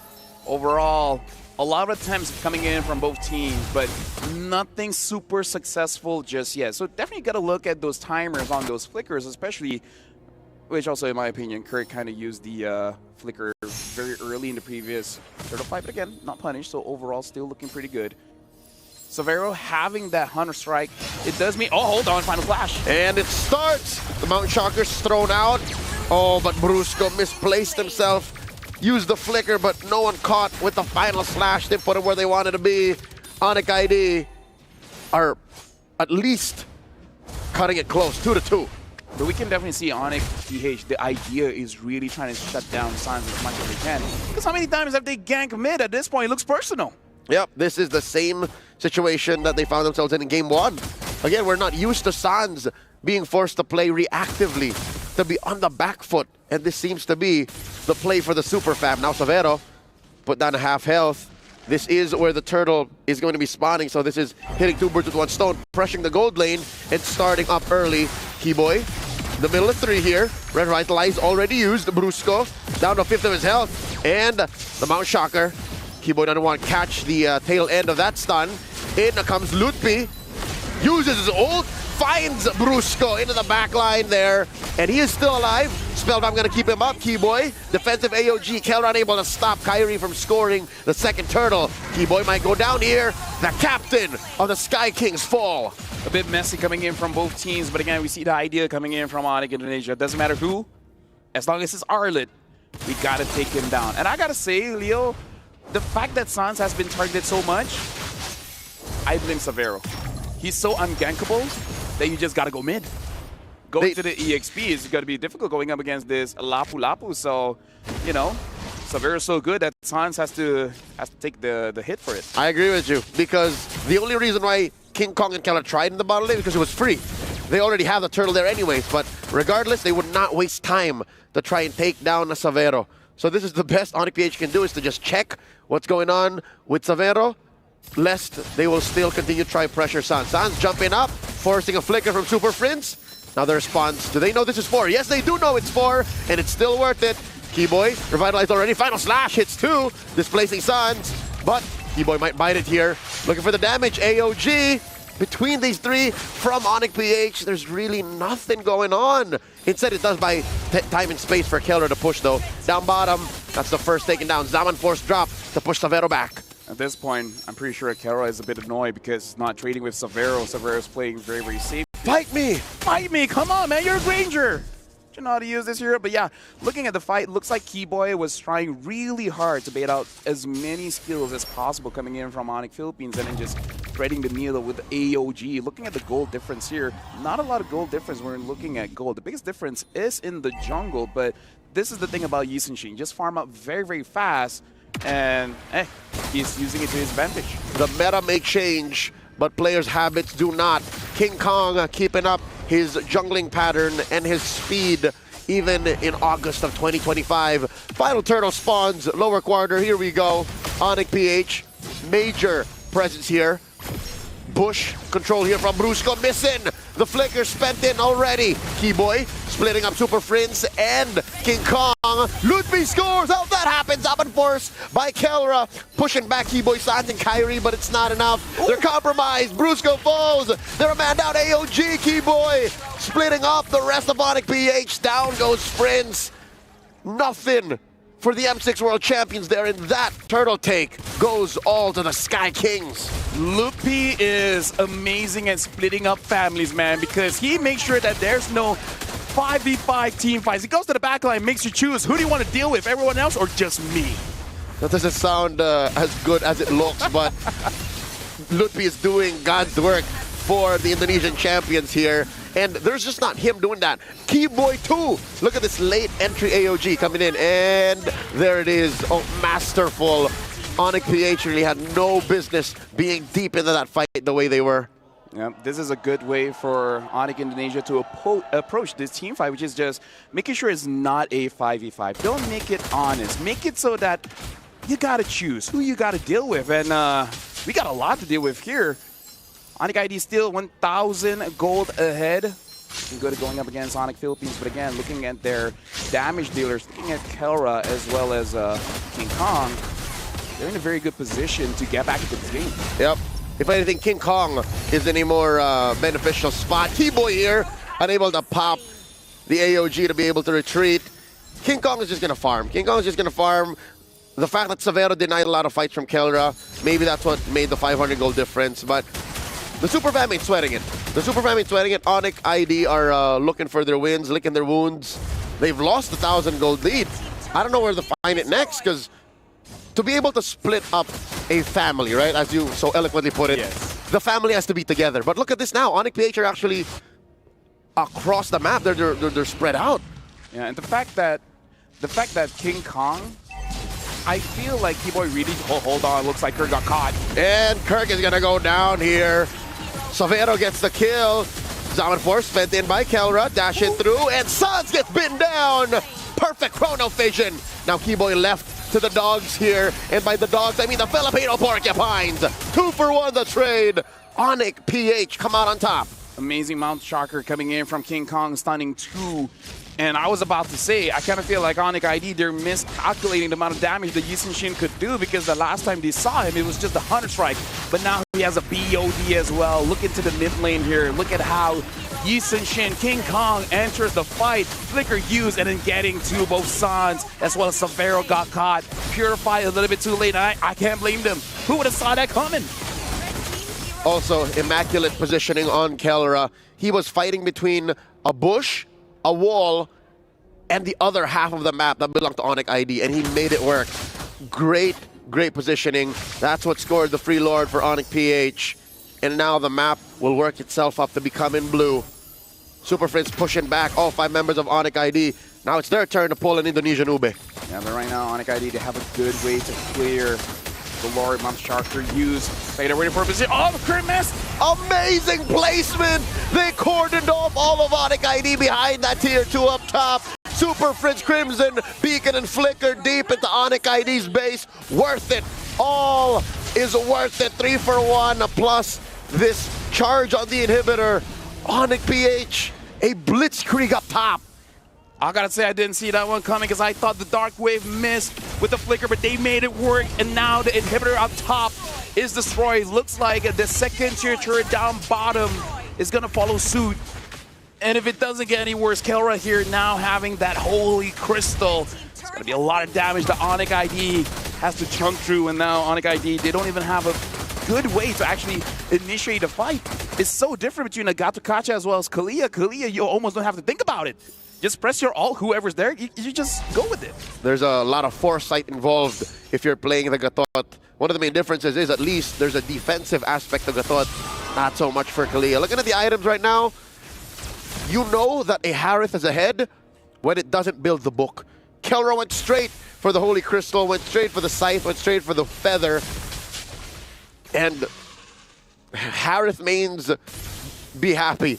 Like, Kelra is making your hero once more worth it, because there was a time in the past month when Harith was totally useless. With that said, we gotta look, no real gold difference between the gold laners. It's only about, like, what, 100, 200. So Savero is still farming up very, very well. And a reverse situation between King Kong as well as Kyrie, because now Kyrie is the one with 2 items, and King Kong is the one with 3. And the thing about a Yisun Shin is that you skill very, very well. So, yeah, definitely a much different position now. ONIC PH against ONIC ID. They really got to respect King Kong here, because Yisun Shin is deceptively strong. Yep. Very high macro utility. Very good damage burst if you have good positioning. Picks up the Malefic gun, rather roar here. Able to shred right through even Lutpi or Keyboy. I also like how Savero now has the Sea Halberd. So he can even pierce through Kelra's shields, even Super Fences, because those are what makes the difference between a fight that ends well for ONIC ID or a fight that just ends, period. I gotta tell you, Leo, if I'm ONIC ID, this is so difficult, because at this point I don't know who to target, because everyone's so slippery. Kelra slippery, Super Prince slippery, King Kong slippery. It's not that you don't want to catch. The question is how? Oh, fight breaks out, forces Super Prince to go defensively. King Kong gets shut down by Kyrie. That's a lot of damage spread out through the Super Fam, and they split him up again. That seems to be the key here. Kelra dancing through the Zaman Force. Oh, does not stand long enough. Kyrie gets a triple. Brusco and Kirk the only ones left. ONIC PH have gotten denied their front line. Once again, the banana split works out for ONIC ID as they claim a Lord. I was wondering, who are they gonna target? They were decisive. Go for King Kong first, followed by Super Prince. And then when Kelra's all alone, you deal with him then. Split up the team fight, and being decisive. Gotta give a big heads up to Lupi. He went for the first engage, and it worked out well. He's so good at splitting up the super family. That's how you deal with family. You split them up. But now, yeah, looking back at this replay, it almost looks like they're doing a magic trick. Like, hey, everyone, look at Lupi. Yep. And then all of a sudden, everyone else goes straight for King Kong. That's clever. One might also look at it this way. Don't pay attention to Brusco or Kirk. That's what ONIC Ph wants you to do. And they said, just ignore those two. They're way too chunky. It's useless for us to try. Go for Fritz, Kelra, and King Kong. Down goes the Monster Mage again. He is slain. So is Brusco. The Zaman Force left there. Kelra didn't even get to use it. The Lord for ONIC ID still standing as it crashes through mid. Yeah, super. Holy, Kelra gets taken down. By Kyrie, double kill. And now they want to go through Kirk. Looks like he's going to get taken down by Safaro. And ONIC ID match point against ONIC Philippines. It's as if the lightning engage by ONIC up top was fast and swift. ONIC ID one-upped them in mid all the way. The Super Fam were just gathering their breath. They were still recovering from that split. And then suddenly the end. I gotta say, this shows how much ONIC Indonesia understands how ONIC Philippines looks at the map. They understand how to make sure they don't have what they want. I like the smoke and mirrors coming in from ONIC Indonesia, showing two hands. Look at my left while my right is doing something else. This is an amazing showcase by ONIC Indonesia on how the Brawl server Indonesia really understands how to work the team fight. But now, with match point, we're going to be throwing it over back to the panel. Looks like ONIC ID, they're up a game against ONIC PH. After two stompy games, we finally get an incredibly intriguing and close one where it was actually Kiboy in the mid who found the right targets on the side of ONIC PH with an unbreakable taunt that led to ONIC ID getting the Lord and eventually getting the win. Yeah, and a triple for Kyrie in that one. But, this is just a showcase of how impactful all the roles in the, the flow of a game can be here. I actually want to add that there are so many mistakes, like from both teams. Not mistakes, like outplays. Okay, let's call it like this. So, from the first time when ONIC Ph, they just bounced back, and with the Mount Shocker, they made like King Kong initiation that was super amazing. And from that part, they started to dominate. Back then, like several minutes later, ONIC Indonesia, like Kiboy, just dropping down, and everybody is bursted. Yeah, it's really good to see that we got to see, yes, with two explosive teams like this, the risk of mistakes can be high, but the return on investment with outplays, with great performances, is even more magnified. And I like how we got to see a back and forth of that.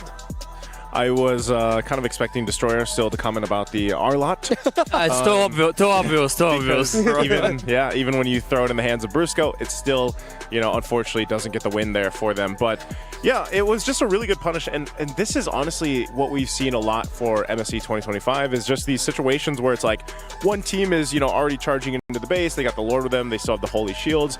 But then it's that one team fight or maybe a couple of those team fights that can really turn the tables. And then before you know it, the game is over. You know what I mean? So it's like it was one of those cases here too where both teams had their own, power spike and everything else working for them. It should have been this case or that case, but again, one major play in the mid lane changed the course of that. Yeah, and it's funny because if you could see it from the other side of the story, the side of ONIC Philippines, if they won that game, it would have been the same thing where it was just that one play around the major objective, the Mountain Shocker, King Kong, of them being able to set up themselves for victory. So I'm glad now that after, again, two very one-sided games, we get a game 3 that's back and forth that shows some of the best reasons why ONIC ID and ONIC PH are at the top of their game. We will be back in just a bit for game number 4, where ONIC ID are in the lead 2-1.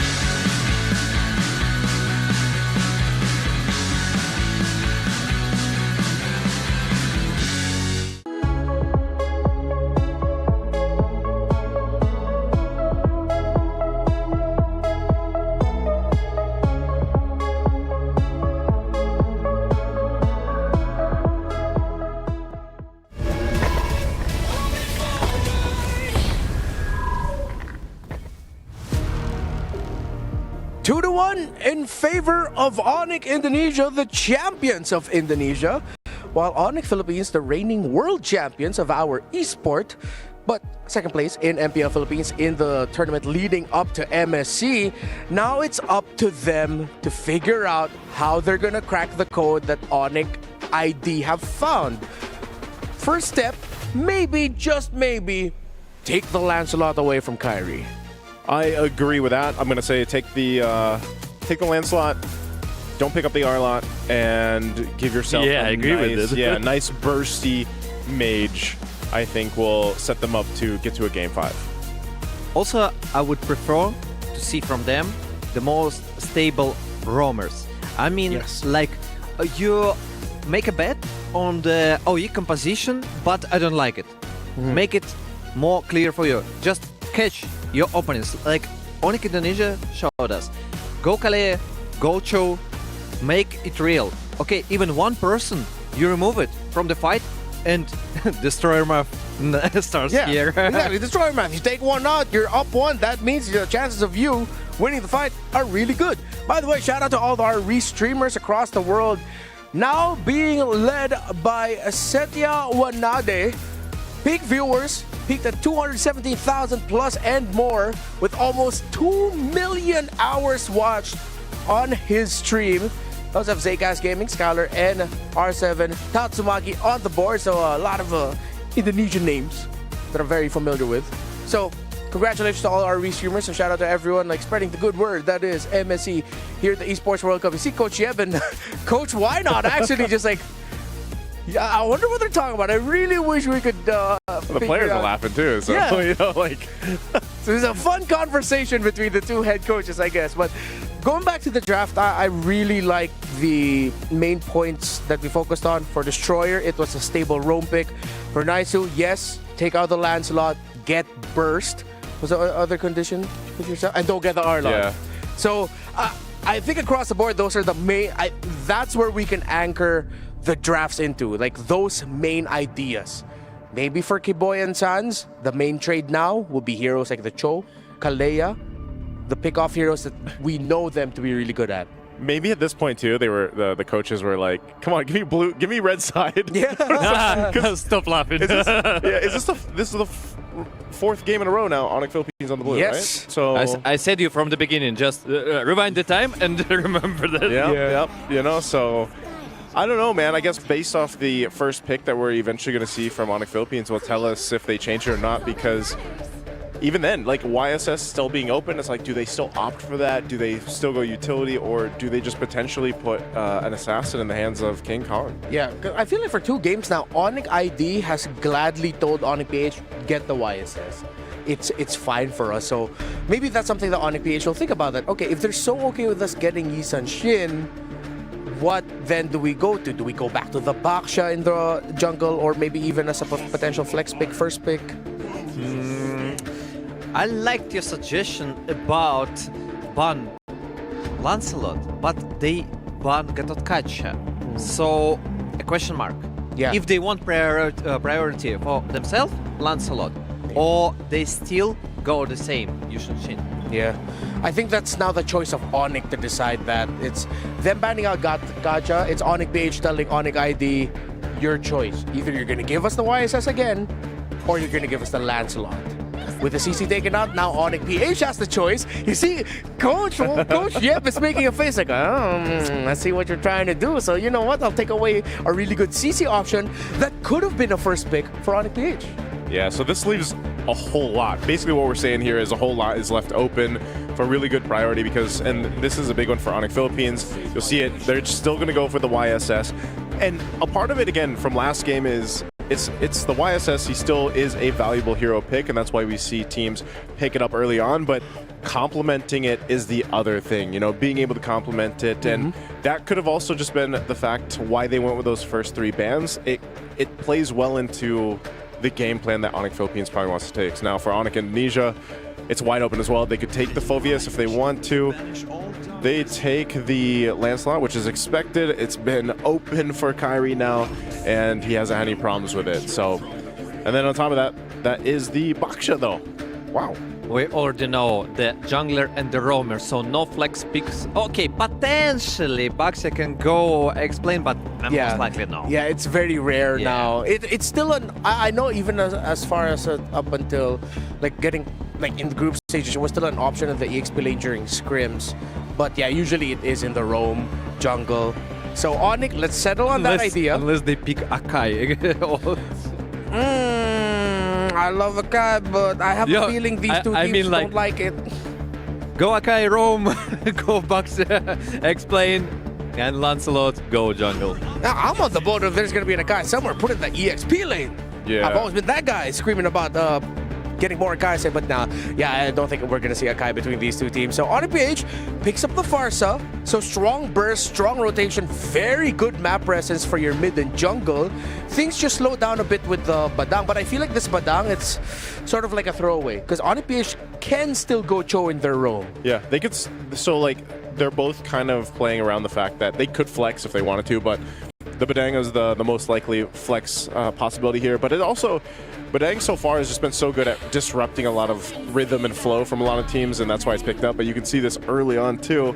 In the first phase, Sans wants to play the Kadena, man. It's been banned out, and now he gets it in his hands to go against this Farsa pick for Super Friends. It's kind of interesting and not at the same time. From one perspective, okay, you got Petrify, you can engage, you can burst someone, but I don't see crowd control. I mean, most likely, ONIC Philippines gonna ban Cho, from what I see. Wait, they don't need, because we got... No, ONIC PH needs the Cho. Yeah, they would want they need, but I thought about the Cho going roam just to catch the opponents and to make a combination with the Kadita, but most likely Bucks is going roam. That's the reason. So they need to remove the XP laners and also Ruby ban. It's kind of interesting. Yeah, I think ONIC ID do not want to close off the idea again that you can get Kelra to pick up the Ruby in the gold. Look at them, they know each other too well. They're already just showing to each other, signaling to each other. I don't know what you're thinking, we're not gonna block it. So I think a Claude might actually be okay here for Savero.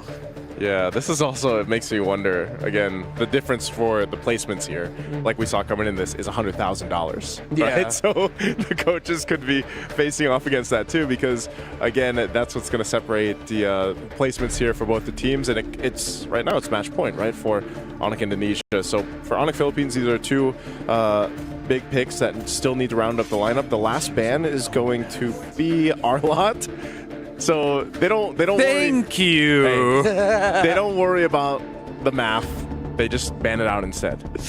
Thank you, ONIC Philippines. Yeah. I love you guys. This is the biggest smile I've ever seen on Destroyer's face this entire trip. Someone bans out the Arlott. It's like, oh, yes, let's go.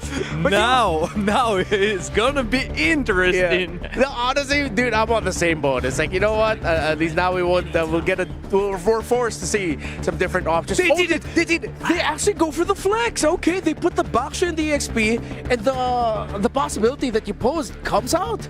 You know, I thought about this, but then no. You know, they're too conservative guys. They won't do it, and they're doing it. Yeah, I think I like it.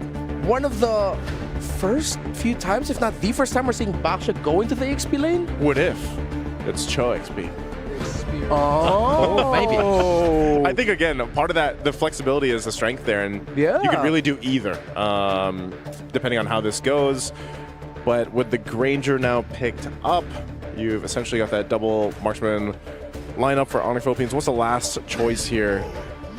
All right, they go Glue. So Glue in the XP, and then what would be the best case there? Because wouldn't the Baksha just win that, or would it just be a dead lane? I guess, but I just don't see that often. So yeah. It might be better off for the Cho in the XP because it's a little bit. Cho looks better. Yeah, it's harder for the Glue to deal with in the laning phase. That Glue essentially is just like, all right, let me slowly clear my lane while the Cho gets out. I still think this is gonna be like a Claude for Savero. Unless they go something like Irthal if they want something mobile with good damage. But yeah, it is a Claude. It's really hard for me to draft this even. I don't know. Yeah, especially, okay, if you think about Destroyer math, okay, 6v5 with Dexter, but Glue. How many little Gluelets does he have? We're on the same boat, bro. I think I'm... somebody count them. Yeah, I'm with Destroyer here. It's hard to read for this one. Nicey, what do you think, man? I'm on the same boat, but I'm hoping for a Game 5, so I'm going to go with ONIC Philippines. All right, let's see if we are going to be getting that Game 5 in this Best of 5 series where ONIC ID are in the lead. Or will ONIC just say no more Game 5? We want to walk away with $100,000 more than our Filipino counterparts. Lafel, Leo, let's take us into this game. Yeah. I agree that this one is going to be hard to read. Heck, this is a good time to be illiterate. And now, 5v5, who cares about that? Numbers! It always expands as we're jumping in to the series where right now ONIC ID is still in match point. It's on ONIC's hands to extend, but now Super Prince looks like he's able to survive with a slither of health. And now Kirk even comes in just to provide that backup. Early technical knockout for the Sky Kings here, giving a lot of space for Keyboy and Sans to bully Brusco. This will some way, somehow compromise King Kong's jungling patterns, unless they are able to clear him out. Yep, there it is. So it's now Keyboy's turn to actually check in on his side if King Kong's been cheeky. The answer is no. So the Super Fam are playing this a little too close to the chest, hoping that they still find a way to be proactive.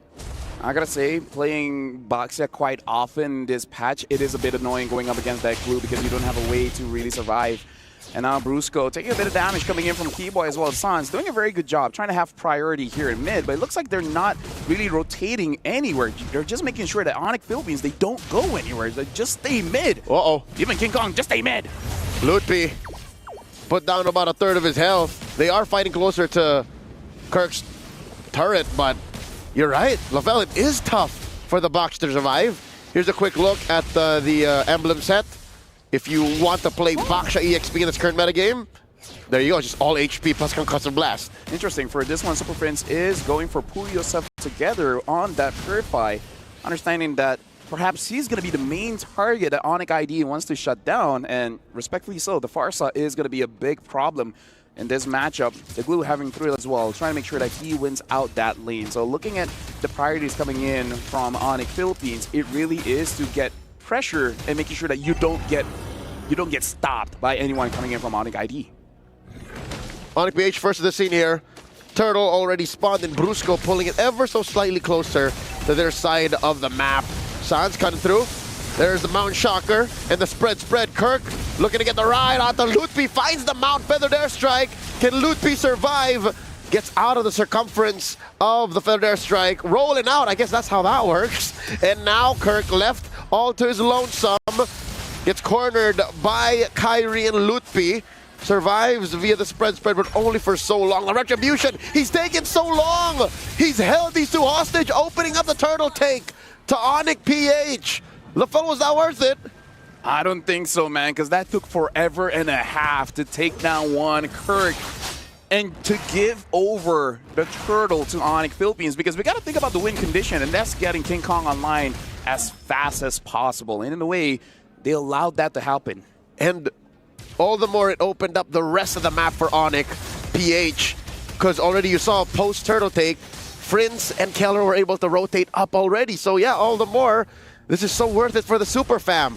ONIC ID, they have to bounce back. They have to get their priorities straight, lest we go to Game 5. Yep, that's something to keep in mind for Kirk. Make sure you manage your longs very well, because once the Lancelot has the War Axe, he's going to have an easy time to get maximum stacks on that War Axe, so maximum damage with the penetrations. He just has to be careful not to hurt his own team with those longs. For those of you all wondering, longs are the triple OG name for Glue's Gluelings.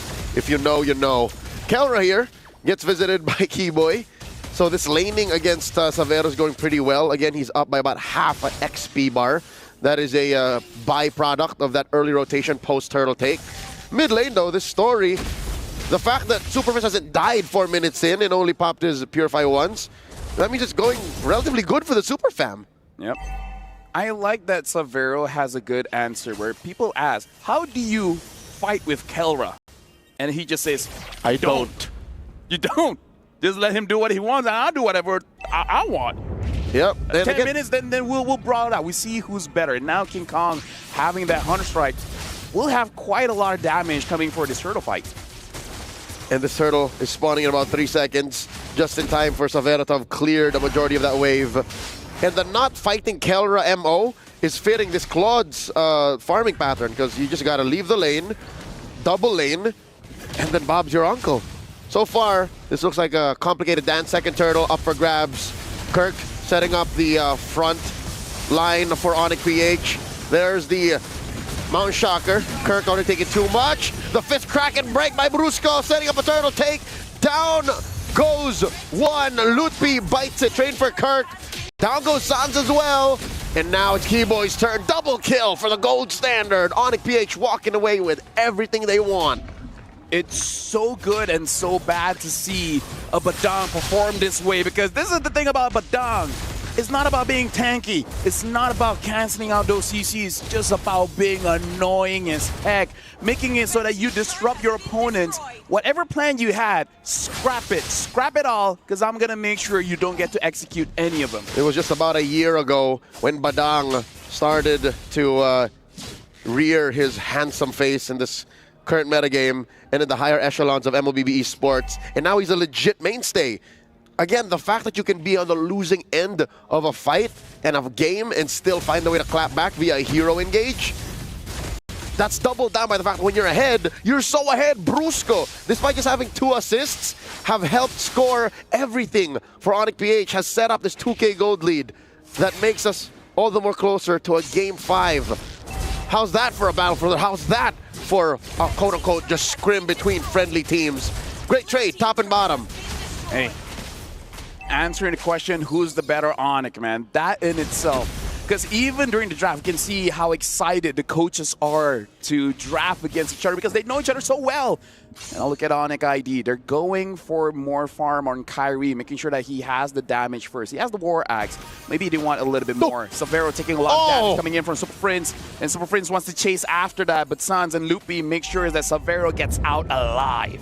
This whole don't fight Kelra can only go so far, because if you run away from that lane, you go to mid, Super Prince is there. You leave mid, you don't want to go that direction, you have Brusco and King Kong chasing you.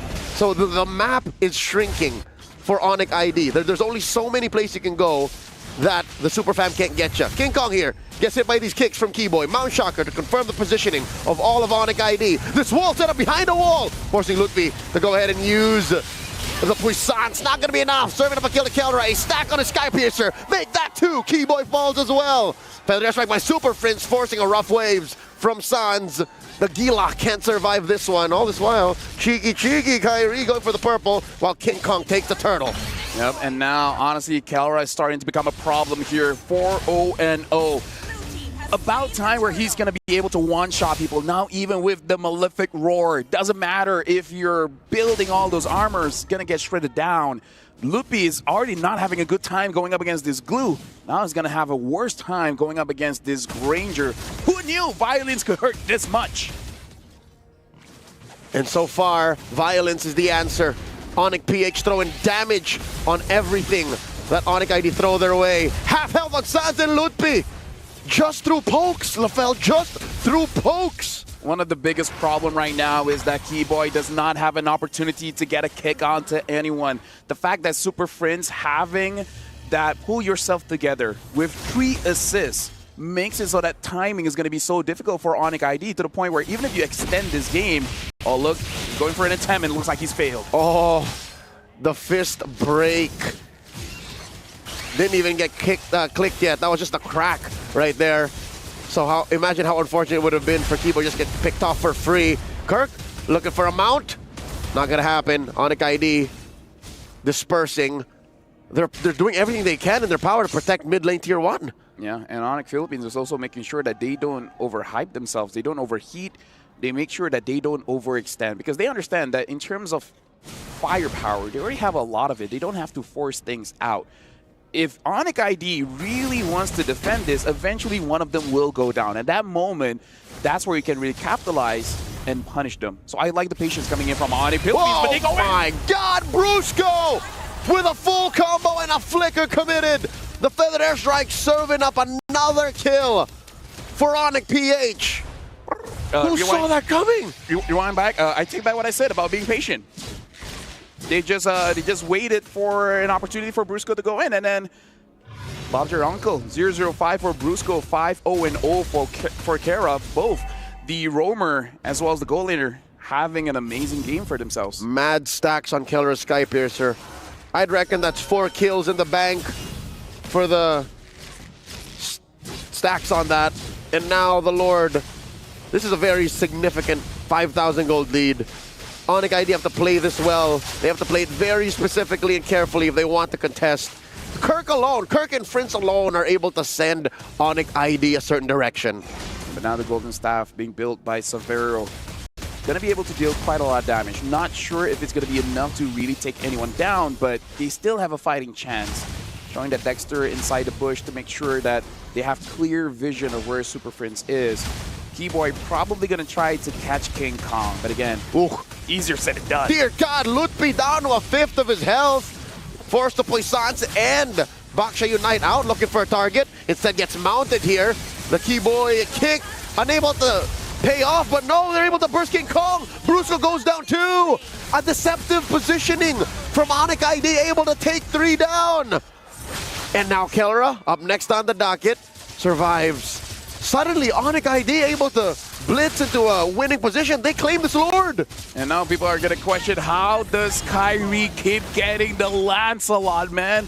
This guy's a problem because ONIC ID, even without that Lapu Lapu, in a way, they're able to split the team fight, but a little bit differently, where you wait for the glue to mount on the Boxia and then just roll on out of there, make it into an honest 4v4. This is a different way of ONIC ID splitting the fight, making sure that Kirk is a non-factor in the team fight. Man, Lutfi made sure Kirk knew that it wasn't him mounting Lutfi. It was Lutfi mounting Kirk. He took him away, you're right. That's definitely one way to make that 5K gold lead matter less. And now ONIC ID are on their way to reclaiming a majority of the map. Great work here by the Indonesian champions. ONIC Ph, they have to recover. They can't let what happened in Game 3 repeat itself. That was the story of that game. It was all ONIC Ph until a moment like this. Yep.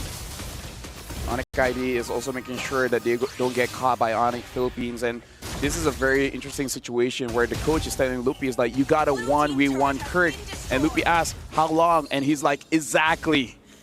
Now the Lord already getting chunked down, looks like it's going to be a non-factor, not able to touch that turret, so Spike ONIC ID having a big lead. Kyrie is able to escape that one. Fist crack already spent by Brusco. Didn't want to commit too much. Will go off cooldown in just a few moments. Super Friends, very dangerous positioning. Wings by Wings has the Purify on hot call here. ONIC Ph, again, their lead has shrunken. Again, down to just barely 1,000. This is definitely a defensive power spike by Keyboy. The Twilight Armor no longer is just going to disappear. Yeah, I really feel like ONIC ID is making this goal lead look very deceptive, because you would assume that ONIC Philippines has control of everything, and the way that they just take away control, it's very interesting to watch. But ONIC Philippines, they can definitely outplay this just by making sure that they play deceptively themselves. I kind of feel like if one or two members just don't show themselves on the map, it will cause some hesitation coming in from ONIC ID. And maybe one of those members should be Kirk, because he should see that he is the one being isolated every single time. Yep, no longer can they just go for the 1-2 step of Kirk go mount somebody and then Brusco walk up. You have to have Brusco and Kirk walk up and use your flickers, gentlemen. Use your flickers to try and find an initiation. So now ONIC Ph, I think they understand that, because they're not just welcoming ONIC ID's attempts. This is also a trap. ONIC ID now forcing a Feathered Airstrike out of Super Friends. Keyboy threatening a kick. Still has his flicker on the ready. This is all good for ONIC ID. The more time that ONIC Ph allow for them, that's more farm on Savero that they're building up. Yeah, and now it looks like an engage coming in. Loopy jumps in, gets caught. So far still okay, but Sans! He actually goes in, deals a lot of damage, and now Kyrie killing spree goes all the way in. Kelra still free hitting from the down low, but here look at the Joe Flicker and shut down. Kyrie gets a triple! And now Super Friends having to use the Feather Airstrike just to create some space. But look at Keyboy. Keyboy's winning in. Super Friends, does he know? Does he know? And it looks like he knows now. Savera goes in, wings by wings, out of there. Not a problem. He had his Purify. A moment of hesitation. A slight episode of confusion for ONIC Ph. That is what led to the triple for the Sky Kings. A trade for Lutfi, all the more worth it. Again, if this repeats itself, they ended up with a different approach in the equation, but ended up on the same result. ONIC ID have now gotten the lead to their side, 1,500 plus a Lord. Yo, I gotta say, ONIC ID have been doing this, I believe, ever since the second game, which is they always try to bait out abilities coming in from ONIC Philippines. ONIC ID is very good at feinting here, making it so that they're in position to do damage, forcing a reaction coming in from ONIC Philippines, and it'd be like, nope, just kidding. We're getting out of here. Nothing left. You sure you're good? Now it's our time to shine. Now a very, very obvious weakness in ONIC Ph's game plan, especially when they're on the back foot. They lack the re-engage. What is the re-engage in their arsenal? Their repertoire used to be miles deep. Now it seems like when ONIC ID finds that window, ONIC ID just puts ONIC Ph in a position wherein they can't respond. They're stuttering. They're caught with the pants down. Like, how do you fight back? That's been the story of these previous games where ONIC ID win out of nowhere, and now they're knocking on ONIC Ph's base. Lord jumps on the bottom lane. Mountain Shocker already used. ONIC Ph definitely on the back foot, losing that bottom lane inhibitor. Yeah, and now we're looking at ONIC Philippines. Again, having a bit of a difficult time here to really protect their base, despite having that Farsa. Honestly, ONIC ID keeps forcing it out. We even saw Sans like freely using the rough waves just to get out of a bad situation after he got what he wanted. Here comes ONIC ID, that is, feinting another engagement, forcing a Feathered Airstrike and a defensive maneuver from ONIC Ph. Although it could have gotten so much worse, ONIC ID, they know that they have to play for this next Lord a minute out.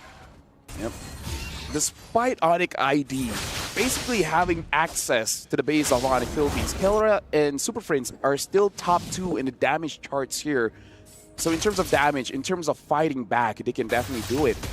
And I believe that ONIC ID, they have to use the Lord, because getting inside the base with this kind of draft against the Granger, against the Yi Sun-shin, against the Parsa, not a lot of feints will really work, because at this point they have more firepower in form of turrets.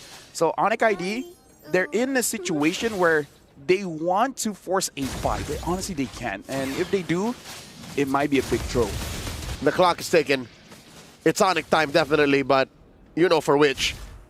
There's about a 20-second timer wherein ONIC Ph can force something. That's why they're rotating out aggressively. And there's a decent amount of stacks on Keller. Oh my lord! Super Fritz spots Sans, or should I say the other way around, forcing a response. Magic Sentry used up. No one home. It was just Sans checking these rogue brushes. Yep. Respecting as well the fact that Sans can get off harm's way. Make sure that Super Friends does not use the Feather Airstrike, especially considering that the Lord has spawned here. ONIC Philippines, how do they react to this? Because ONIC ID, they might go for a fake engage again. So now the Lord is confirmed to have evolved. It has extra abilities, especially in the siege. And ONIC PH have made their intentions well known. They're looking for the contest. Friends and Kelra very close to the front line. In comes Sans, Mount Shocker. ONIC PH know where everyone is. Feather Strike, pushing them out. Lord at about half health. Loot B rolling around. What's the plan here for ONIC ID? Yep, and now with a lot of skills being used by ONIC Philippines, ONIC ID is taking control. It looks like Sans goes in with the Petrify. And now Kyrie gets the Lord. And the Revitalize from Loot be able to keep him alive long enough, but ONIC PH will punish the Lord for the EXP laner. I think ONIC ID are happy with this result. At this point, it really is about who has the better trade, and considering the base situation of ONIC Philippines, like you said, ONIC ID, they're very happy. And again, ONIC ID are in the minds of ONIC Philippines, understanding how they think, understanding how they react, and using all of that to win this third place match. And they even know what ONIC PH are willing to give up. And that's what allows ONIC ID to get these beneficial trades. They've been trading up. The Sky Kings have been trading up, ladies and gentlemen. They got a calculator right underneath that desk saying, all right, this is what they did. All right, we'll get away with it. Loot B for the Lord. Let's do it.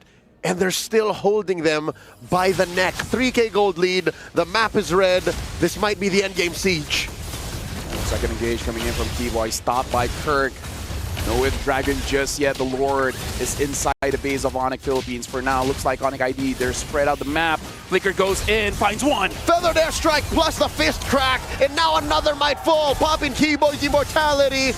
Able to fling around, and Kelra gets him max range. Super Prince looking for stragglers. 2 for free.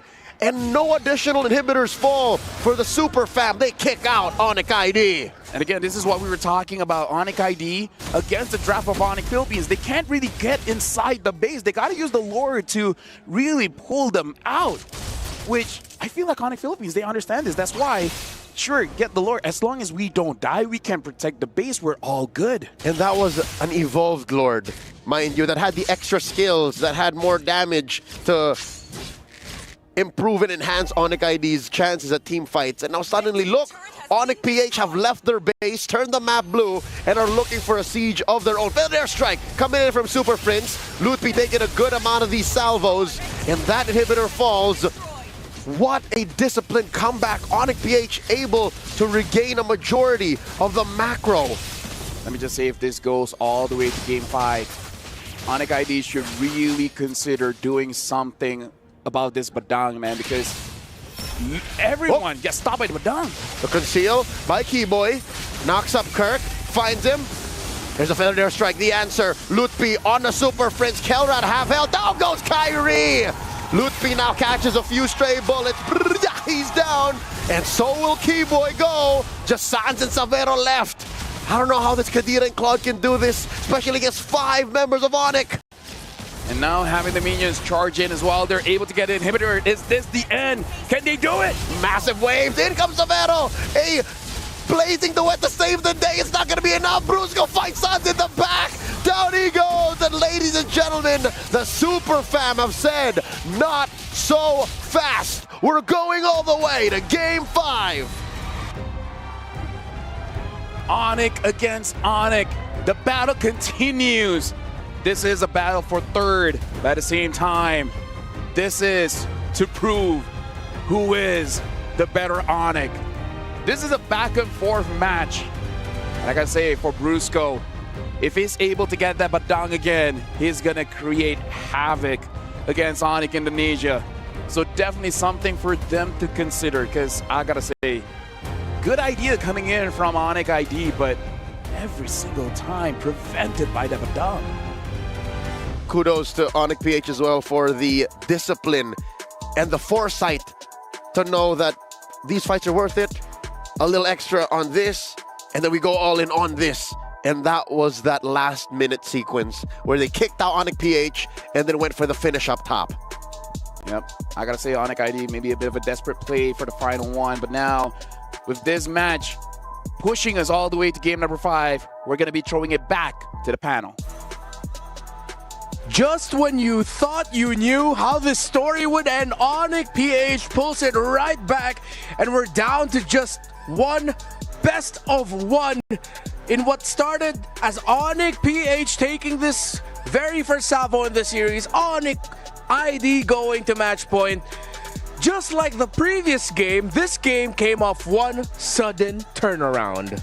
It was that one sudden turnaround here in the base, right as I mentioned it. There it is, Brusco with a great flicker set up there to stop even Sans from, maybe petrifying someone, getting the rough waves off.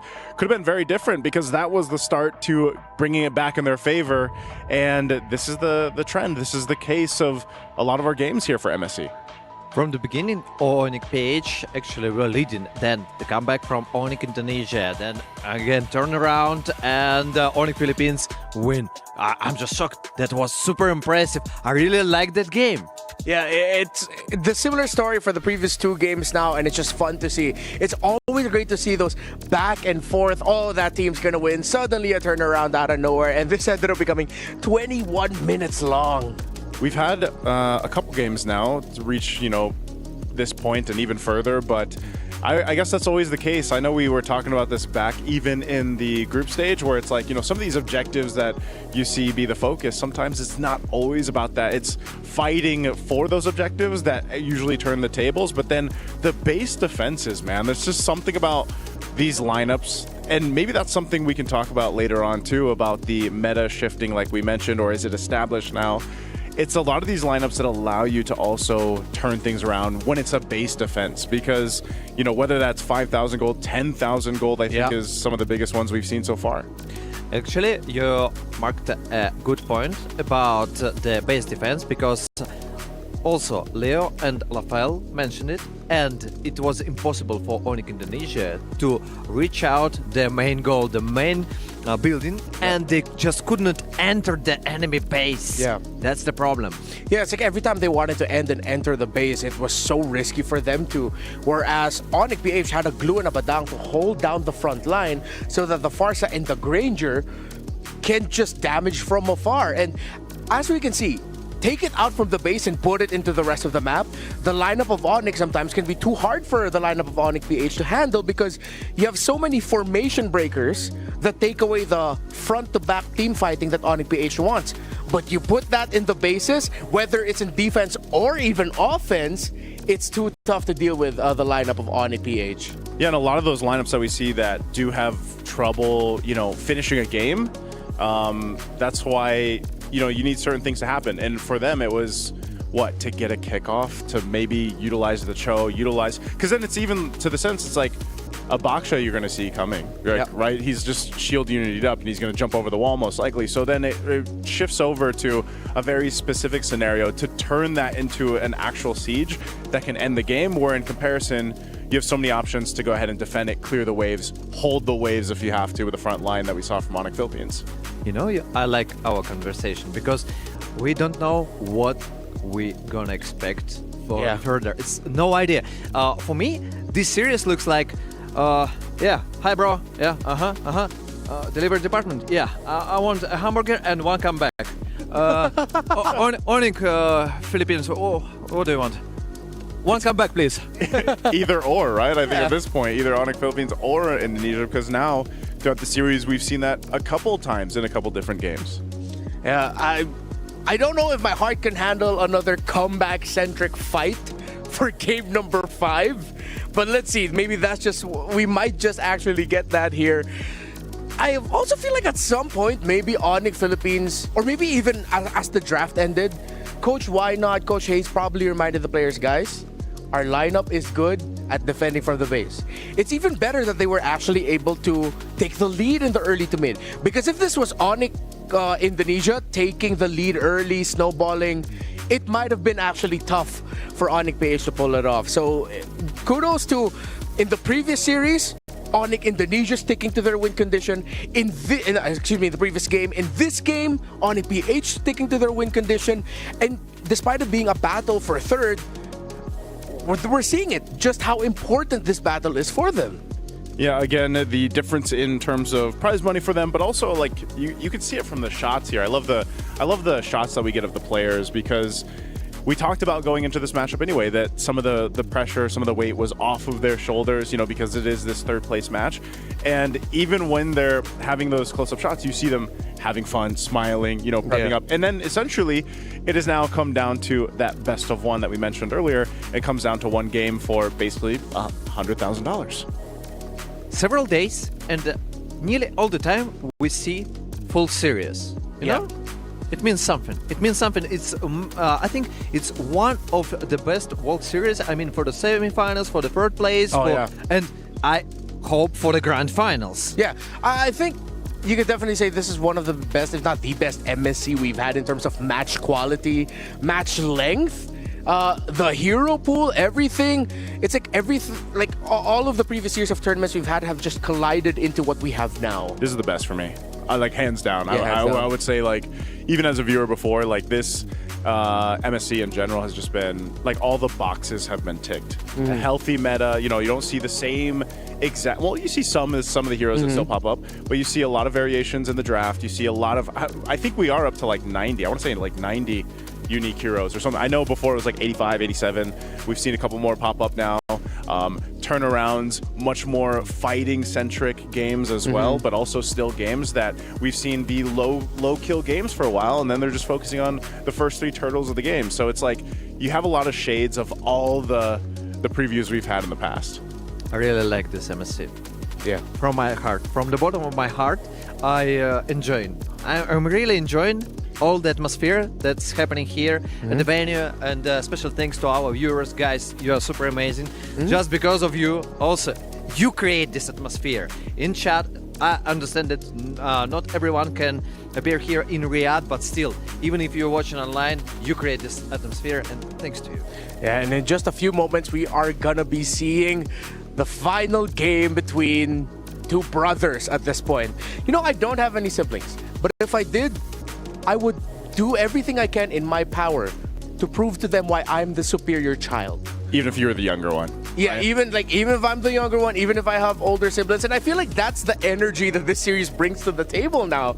Like, again, we've discussed, like, it's no longer about org pride, country pride. It's about their each individual pride to be able to stand up at the end of the game, look at across the stage and just go, I'm better than you.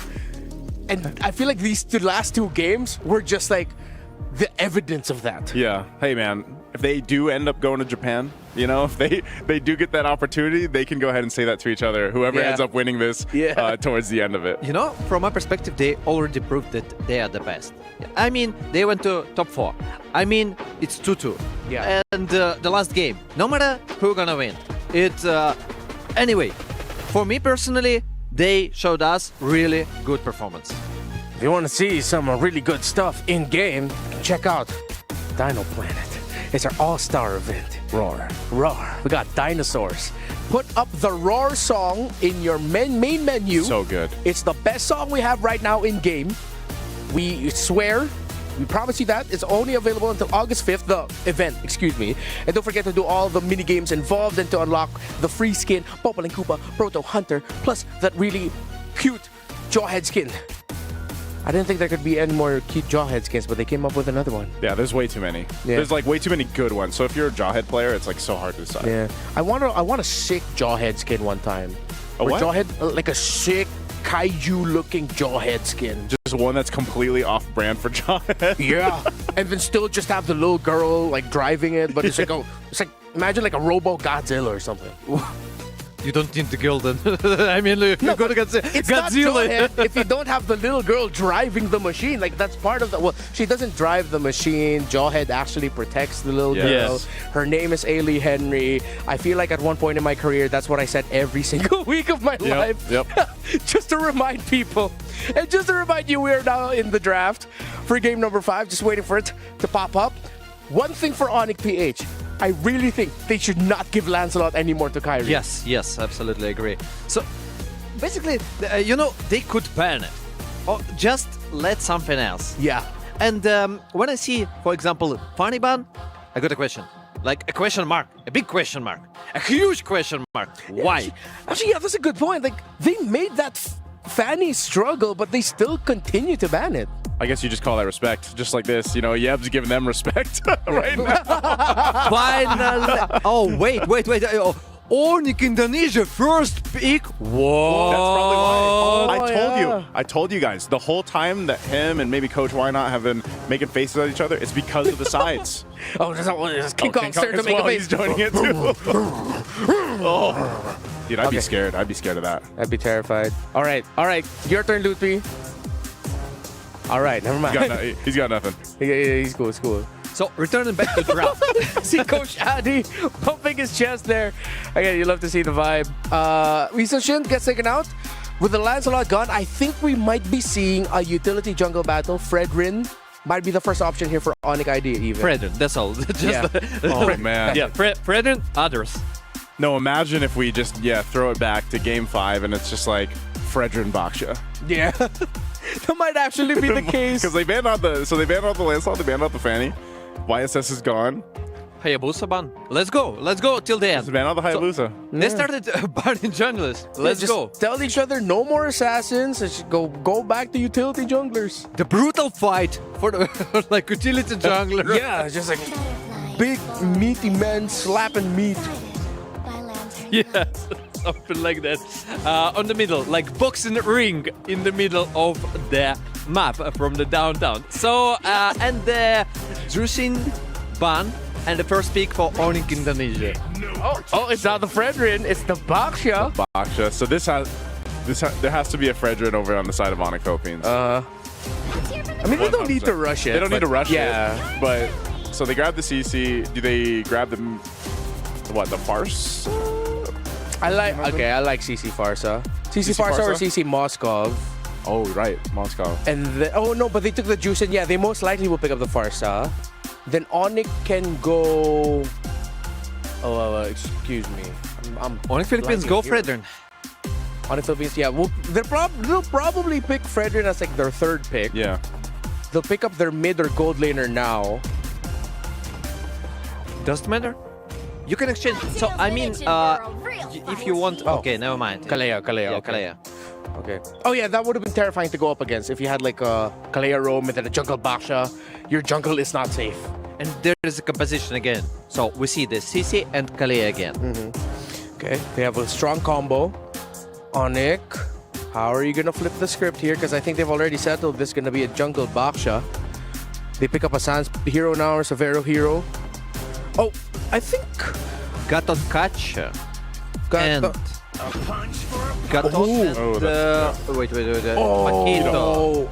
Shout out to Ranger Emmas who completely whooped me in lane as a Paquito EXP laner last night. I was playing CC and it is not a fun trade. So would you say that this is a winning trade? Yes. Or is it just in that instance? We saw it several times. Yeah, so I know Ranger Emmas is here, so shout out to you and your Paquito. We saw it several times, and this matchup, yes, 1 versus 1, it's better to be Paquito. Yeah. But there is the reason. You're playing 5 versus 5. And Paquito, it's kind of hard to position yourself in good. Oh, and Fredrin. Wow, I like it actually. I like it. So finishing with the Paquito. Yeah, it's really hard to make your hero work as you plan. Yeah. You're trying to skip, but you can get caught. Yeah, especially now with the Fredrin and the Kaleo on board. Laning-wise, Quito should be very happy. Yeah. Bigger team fight-wise, that's when Lutby really needs to find his timing. That's exactly what I was going to say. Like, the window for Lutby is paramount on the Paquito, but I guess that's just, in general, is what we usually see from Paquitos. And you know, the XP lane is going to be played a little bit differently, where he's going to be looking for those targets from ONIC Philippines, especially depending on what the gold lane options are going to be. We're going to see if ONIC Indonesia continues to narrow some of those choices down. You can see that Kimmy's taken out. So, I don't know. The Harith being up, I guess you ban them, just ban the Moskov, at least one of these bans? Or? Yeah. I think ONIC would want to actually consider banning out both. Ban out the Moskov, ban out... I'm thinking Claude. There's the no, they go for the Granger. Because ONIC might have enough room in their lineup to go for Faramis, so they can go fast, try to end this quickly, but then you need to take out a lot of the AoE. Do you think that you need to ban Cloud? I mean, the composition again, to catch one person, ONIC Philippines, from the right side. Yeah. Moscow sounds more reasonable, and also I would think about, okay, never mind, they just ban Matilda, and there's decision. Yeah. All right. So for people wondering why the Matilda was banned here, ONIC Philippines is one of the teams who actually have a pocket Matilda mid laner option for them for Super Friends, which is why ONIC Indonesia decided to ban the Matilda out. Because I'm pretty sure there are people who are wondering, like, wait, there's already a Kaleo, we know the Roam, we know the EXP, but that's the main reason. King Kong still making faces while Coach Why Not is facilitating the draft. Oh, this is also a pocket pick. Oh, this is so bad for the Harith and the Paquito, though. Like, even more so now, you were mentioning the Paquito will have a hard time with the low E around. Lutby, his timing needs to be perfect every single team fight. I feel like at the same time, though, like, if Prince isn't careful here, he could get bursted down really quickly. So that might be the job. It might be like this game of who gets better positioning, who gets that window, and it could be Lutby to go for that. But yes, you're right. He has to be very careful. So how do you help that? You bring in a Farsa. You can fight around the Feathered Airstrike now. That's also a threat in itself. And then lastly, they're going to go for, what do they put in the Roam? I think it's an Angela. Oh, overloaded. Angela Baksha combo. Yes, but your early game struggles a lot. So, for example, ONIC Philippines, if they if we change Kalea to Cho, the early game would be just insane for ONIC Philippines.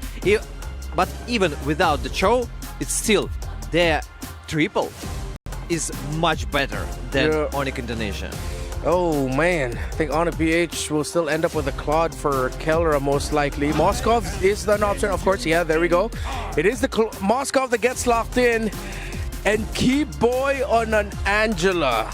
He was able to pull it off as an Estes yesterday, but an Angela today, we don't know. How do you feel about it, Nicely, real quick? I like it. It covers the grounds, but you got to make it work. Okay. I don't like Angela Roamer. It's like one of the worst options for now, and I think that trio of ONIC Philippines is gonna win. Let's see. It demands a lot of mechanical precision to make this Angela at the center of the map, alongside the Farsa, alongside the Baksha, work out. But they could potentially snowball out of this, unless ONIC PH just shows why their lineup is easier to pull off. LaFell and Leo take us into Game 5. Thank you very much, gentlemen. Welcome to the final game in this ONIC versus ONIC series. Still LaFell as well as Leo calling the final game to see who is the better ONIC. Is it the one from Indonesia or Philippines? What a way to wet the senses to prep for our grand finals. Then to get two of the best teams in all of MLBB esports right now to put on a clinic of what is possible in the current metagame to take us all the way. We've seen Assassin versus Assassin throughout this best of 5, and now they're ending up with the utility junglers, the Fredrin as well as the Boxia. So prepare for a macro-heavy game here, especially Super Prince getting that Lucy again. But Sans and Keyboy having a very good burst mid. I don't know how this will turn out. Not to mention the resistance of the Moskov in the hands of Kelra. So there's so many ways that ONIC PH can get to ONIC ID, but it's not like ONIC ID are throwing blanks. You know what I mean? They have the Angela. They also have the Farsa that can wings by wings out, not to mention the Baksha Unite from Kyrie. So already, I assume that as soon as these teams hit level 4, then they're going to try to do stuff on the map. I gotta say, for ONIC ID, they have a second winning condition, which is waiting for that Flash of the Oasis. And now Lupi going up against Kirk.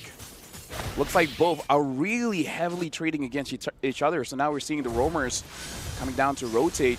They're taking quite a lot of damage, but should be fine here. Yep. These early engagements from these bruisers in the EXP lane demand attention and additional effort from the other parts of the map. And again, how does this happen, Lafel, that for the first 5 minutes, first 10 minutes of every single game in this best of 5, the gold laners get a gold lane experience? That just seems to be an ONIC versus ONIC standard. At this point, it's a gentleman's agreement. It's like, can we all agree that only four of us are going to play for the first 5-10 minutes, and then afterwards, if they feel like it, hey, they can join in. Speaking of, right now, the Turtle has spawned. ONIC Philippines looks like they're in control. Brusco overshooting quite a bit, forcing a flicker now from Super Prince as Ludwig gets to the back line. Kyrie secures the first turtle. Brusco goes down, gets punished for his odd positioning. Now the Heart Guard, Lutpi, he's in.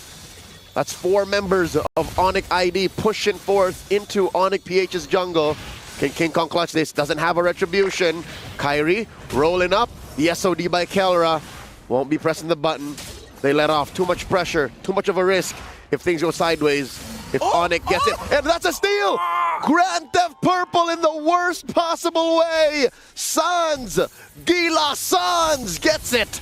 The moment you think it's safe, it's really not. Now Kirk having to use the Vengeance, trying to get out of this predicament. Looks like he's able to get out of it. ONIC ID, they basically won everything in the first 3 minutes. Brusco, quick slam here. The flicker, the tsunami slam. Not enough damage from Prince just yet. Keyboy survives.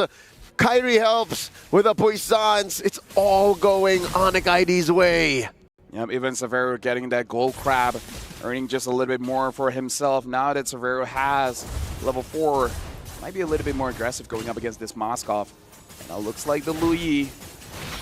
All right, here comes the diversion as well. The rest of ONIC PH come through. Ludwig gets taken down. That's the first on the board for the Super Fam. Yep, but still, I think in terms of punish, that was actually a very good punish because the minion waves were coming through. So there's a lot of EXP that Lupi is going to be missing out on. And it won't feel the pressure now, but it will definitely feel in the second turtle. To the point where I have to think, even Lupi is thinking whether he should join the fight or just push the lane. Trying to play the side lanes going up against ONIC Philippines, especially with this Louis on the map. And now suddenly, the gentleman's agreement between Kelra and Severo have to be disrupted. The turtle will be spawning on that half of the map. Brusco first to the scene, unless Kyrie has something to say about it. Kyrie and Severo first to the pull. Sans holding that fence brush. Now the diversion. Turtle at about 10th of its health. Sans helping burst it down. ONIC PH couldn't even react.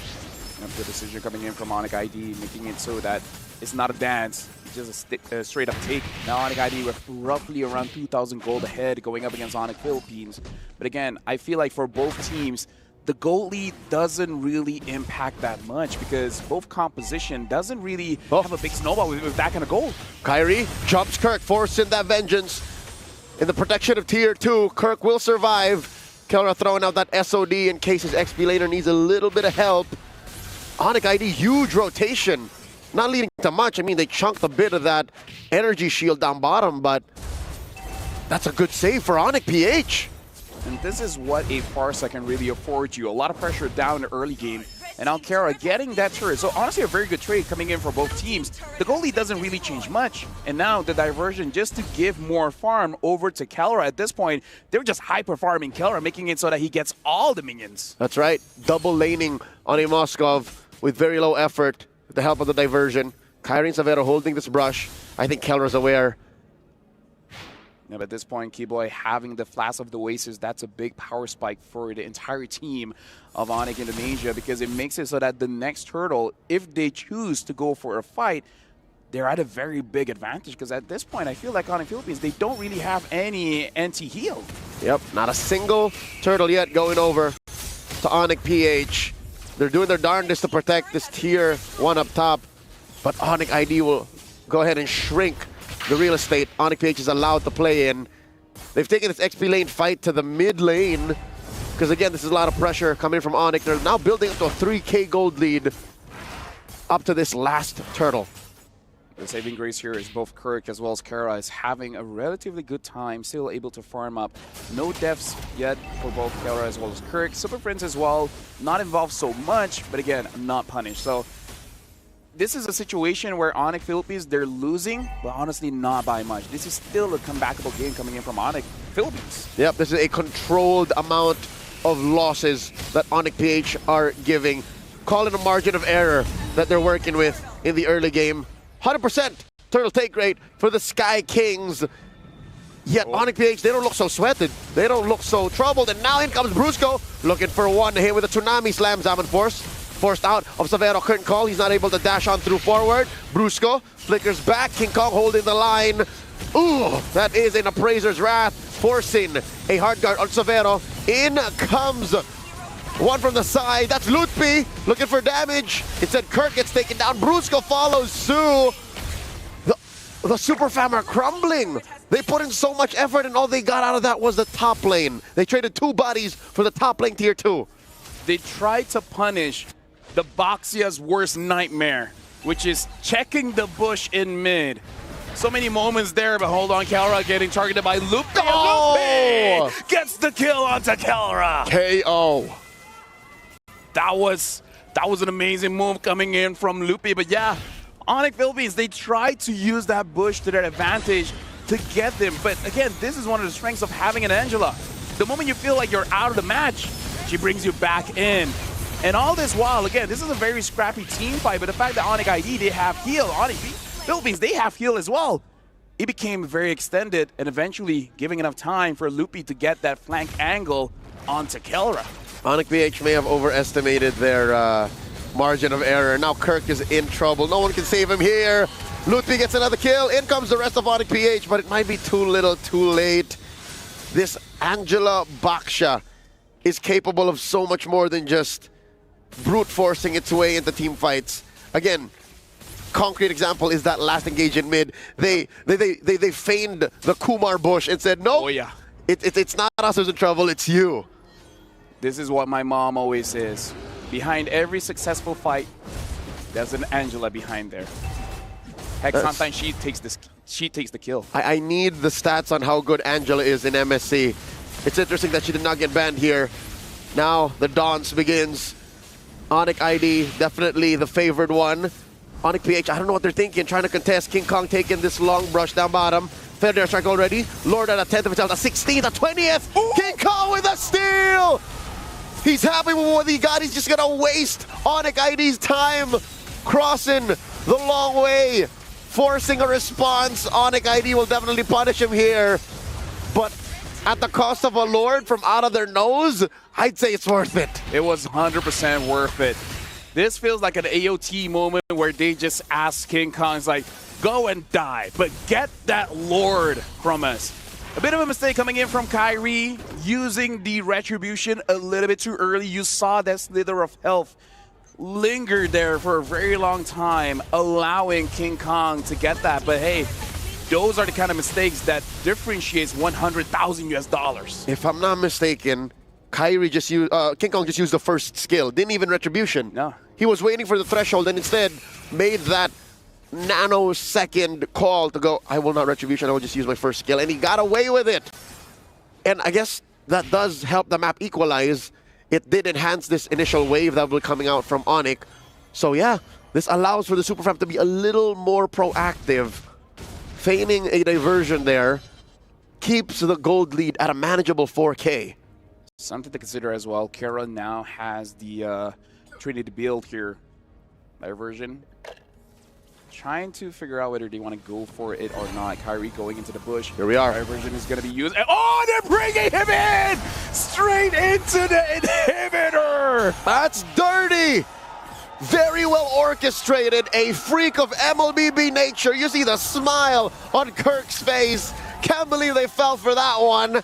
Kyrie forced to take a dirt nap from what could only be called an RG experiment done on the grandest stage of them all. Can I just say, we can now make a compilation of every international of where the Baxia just goes inside a bush and then just escalates to become worse and worse and worse and worse. I don't think we'll see anything more dirty than that one. But hey, knowing the MLBB community, they'll figure something out. You know what? After what happened, Oh, look at this. to Kyrie's Baxia and M5, this is just but a flesh wound. It's hilarious, I'll tell you that. It's hilarious, yeah. No one saw it coming up until it happened, but now we know it's possible. Now you know you can do it. Hey, that's a TikTok reel. It's waiting to happen. How many remixes? I think that will stay all the way to M10. But either ways, right now, ONIC Philippines, it's like, yes, they only got 2 kills, but I feel like they won. Right? I feel like in this situation, ONIC ID, they're in full control. But ONIC Ph, they kind of won. Now, looking at items as well, having the Garden Helmet for King Kong, making it easier for him to move around the Lord, which is spawning around their side of the map. Kelra at this point is just waiting for that Malefic gun, and at that point, we gotta wait for Kelra to make a play. He's farming up, trying to get that level 15, making sure that he hits every single power spike available. But something to keep in mind as well, Savero is on the way for... Forget the item's name, but more Spellvamp, man. And now the Malefic Concentrated gun energy. Thank you very much, Leo. Yeah. This is just a fight waiting to happen. Not even breaking out into full-on dance. Kyrie forced to use the poisons already. Kelra pushing down bottom. Zaman force here on Savero plus the heart guard from Keyboy. And they crash on to Kelra. Tsunami slam away. King Kong with the Appraiser draws retribution. No one hit by the SOD, so Kelra's going to have to take the walk of shame, but it's all right. Ain't no shame in doing your job. He pushed all the way into that inhibitor down bottom. ONIC Ph suddenly have the map on their side despite the 4K goal disadvantage. ONIC Ph got the cake and eat it too. They got the inhibitor, they got the Lord, they got the psychological damage onto ONIC Indonesia. The Super Fam walked into ONIC ID's room and said, "Mom said I can have your bed," and laid in it for a month. ONIC ID is now wondering where it all went wrong because they had everything under control. They even sent Sans home to defend, but they still lost that turret. And now they're looking at a simultaneous wave push. All 3 coming in, a Lord down bottom. They're going to lose everything here. Game 5 is solid proof of why brothers always fight. And now, ONIC Philippines, if you look at the score, you would think they're behind, but look at this. They're almost inside the base of ONIC Indonesia. Brusco just fainting, not going in just yet. The Lord is going to be handled by Savero. Oh, there's a conceal. Lutfi thrown out a few punches. Champion stance already used. The knockout punch not going to keep him alive, but the heart guard will. But for how long? He's down. Super Prince takes him. So does the inhibitor. It goes down. The next stop, the base, maybe the top lane inhibitor. Kyrie eating a lot of damage from ONIC Ph. It's a bare base for the Sky Kings. They have to defend. And now, 1 minion, they're able to deal with that. But now, the other minion wave is coming in. It's coming down mid. 4v5, Feathered Airstrike plus a Zaman Force. The isolation from Brusco. Use the Purify. Savero is down. Kyrie and Sans. Keyboy 2 left to defend. Kyrie eating a lot. Heart guard keeping him alive, but it's over. The Super Fam prove to be the supreme ONIC. They are the 3rd placers of MSC. And now the ONIC conversation has ended. As of today, ONIC Philippines rise on top. And with that, ONIC Indonesia will have to settle for 4th place. The Sky Kings have been flying very high. The internet could have sworn that this was their time to take home another title, but they fell. And they're facing their brothers. They fell again. Being in each other's heads, we saw ONIC Philippines being at a disadvantage, but that one cheesy play got back that momentum. And I have to go back to what Carl TZ said. for you to be the best, you have to have fun with what you're doing. And I kind of feel like that play gave them that fun for them to find a way to come back. And it's 2 birds with 1 stone. LaFell ONIC Ph found a way to have fun and show us something we've never seen with a hero like this, a combo like this. Plus, possibly, I don't know if you'll agree with me, they got into ONIC ID's heads. Oh, dude, I agree. It got into my head. Now, I don't want to be using Boxia, man. That's a lot. And the fact that King Kong, one of the kings of the jungle, getting the crucial picks on that Lord. By the way, if this is not a part of Kadia top play of the day, I don't know what's going on. There's gotta be. I don't care how good the grand final is, that has to be there. This deserves to be one of the top plays. Kadia, take notes.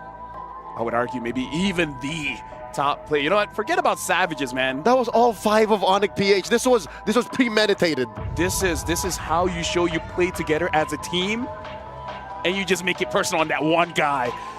And now we are ready here. Congratulations to ONIC Philippines. And now we're throwing it over to the stage where we're going to be having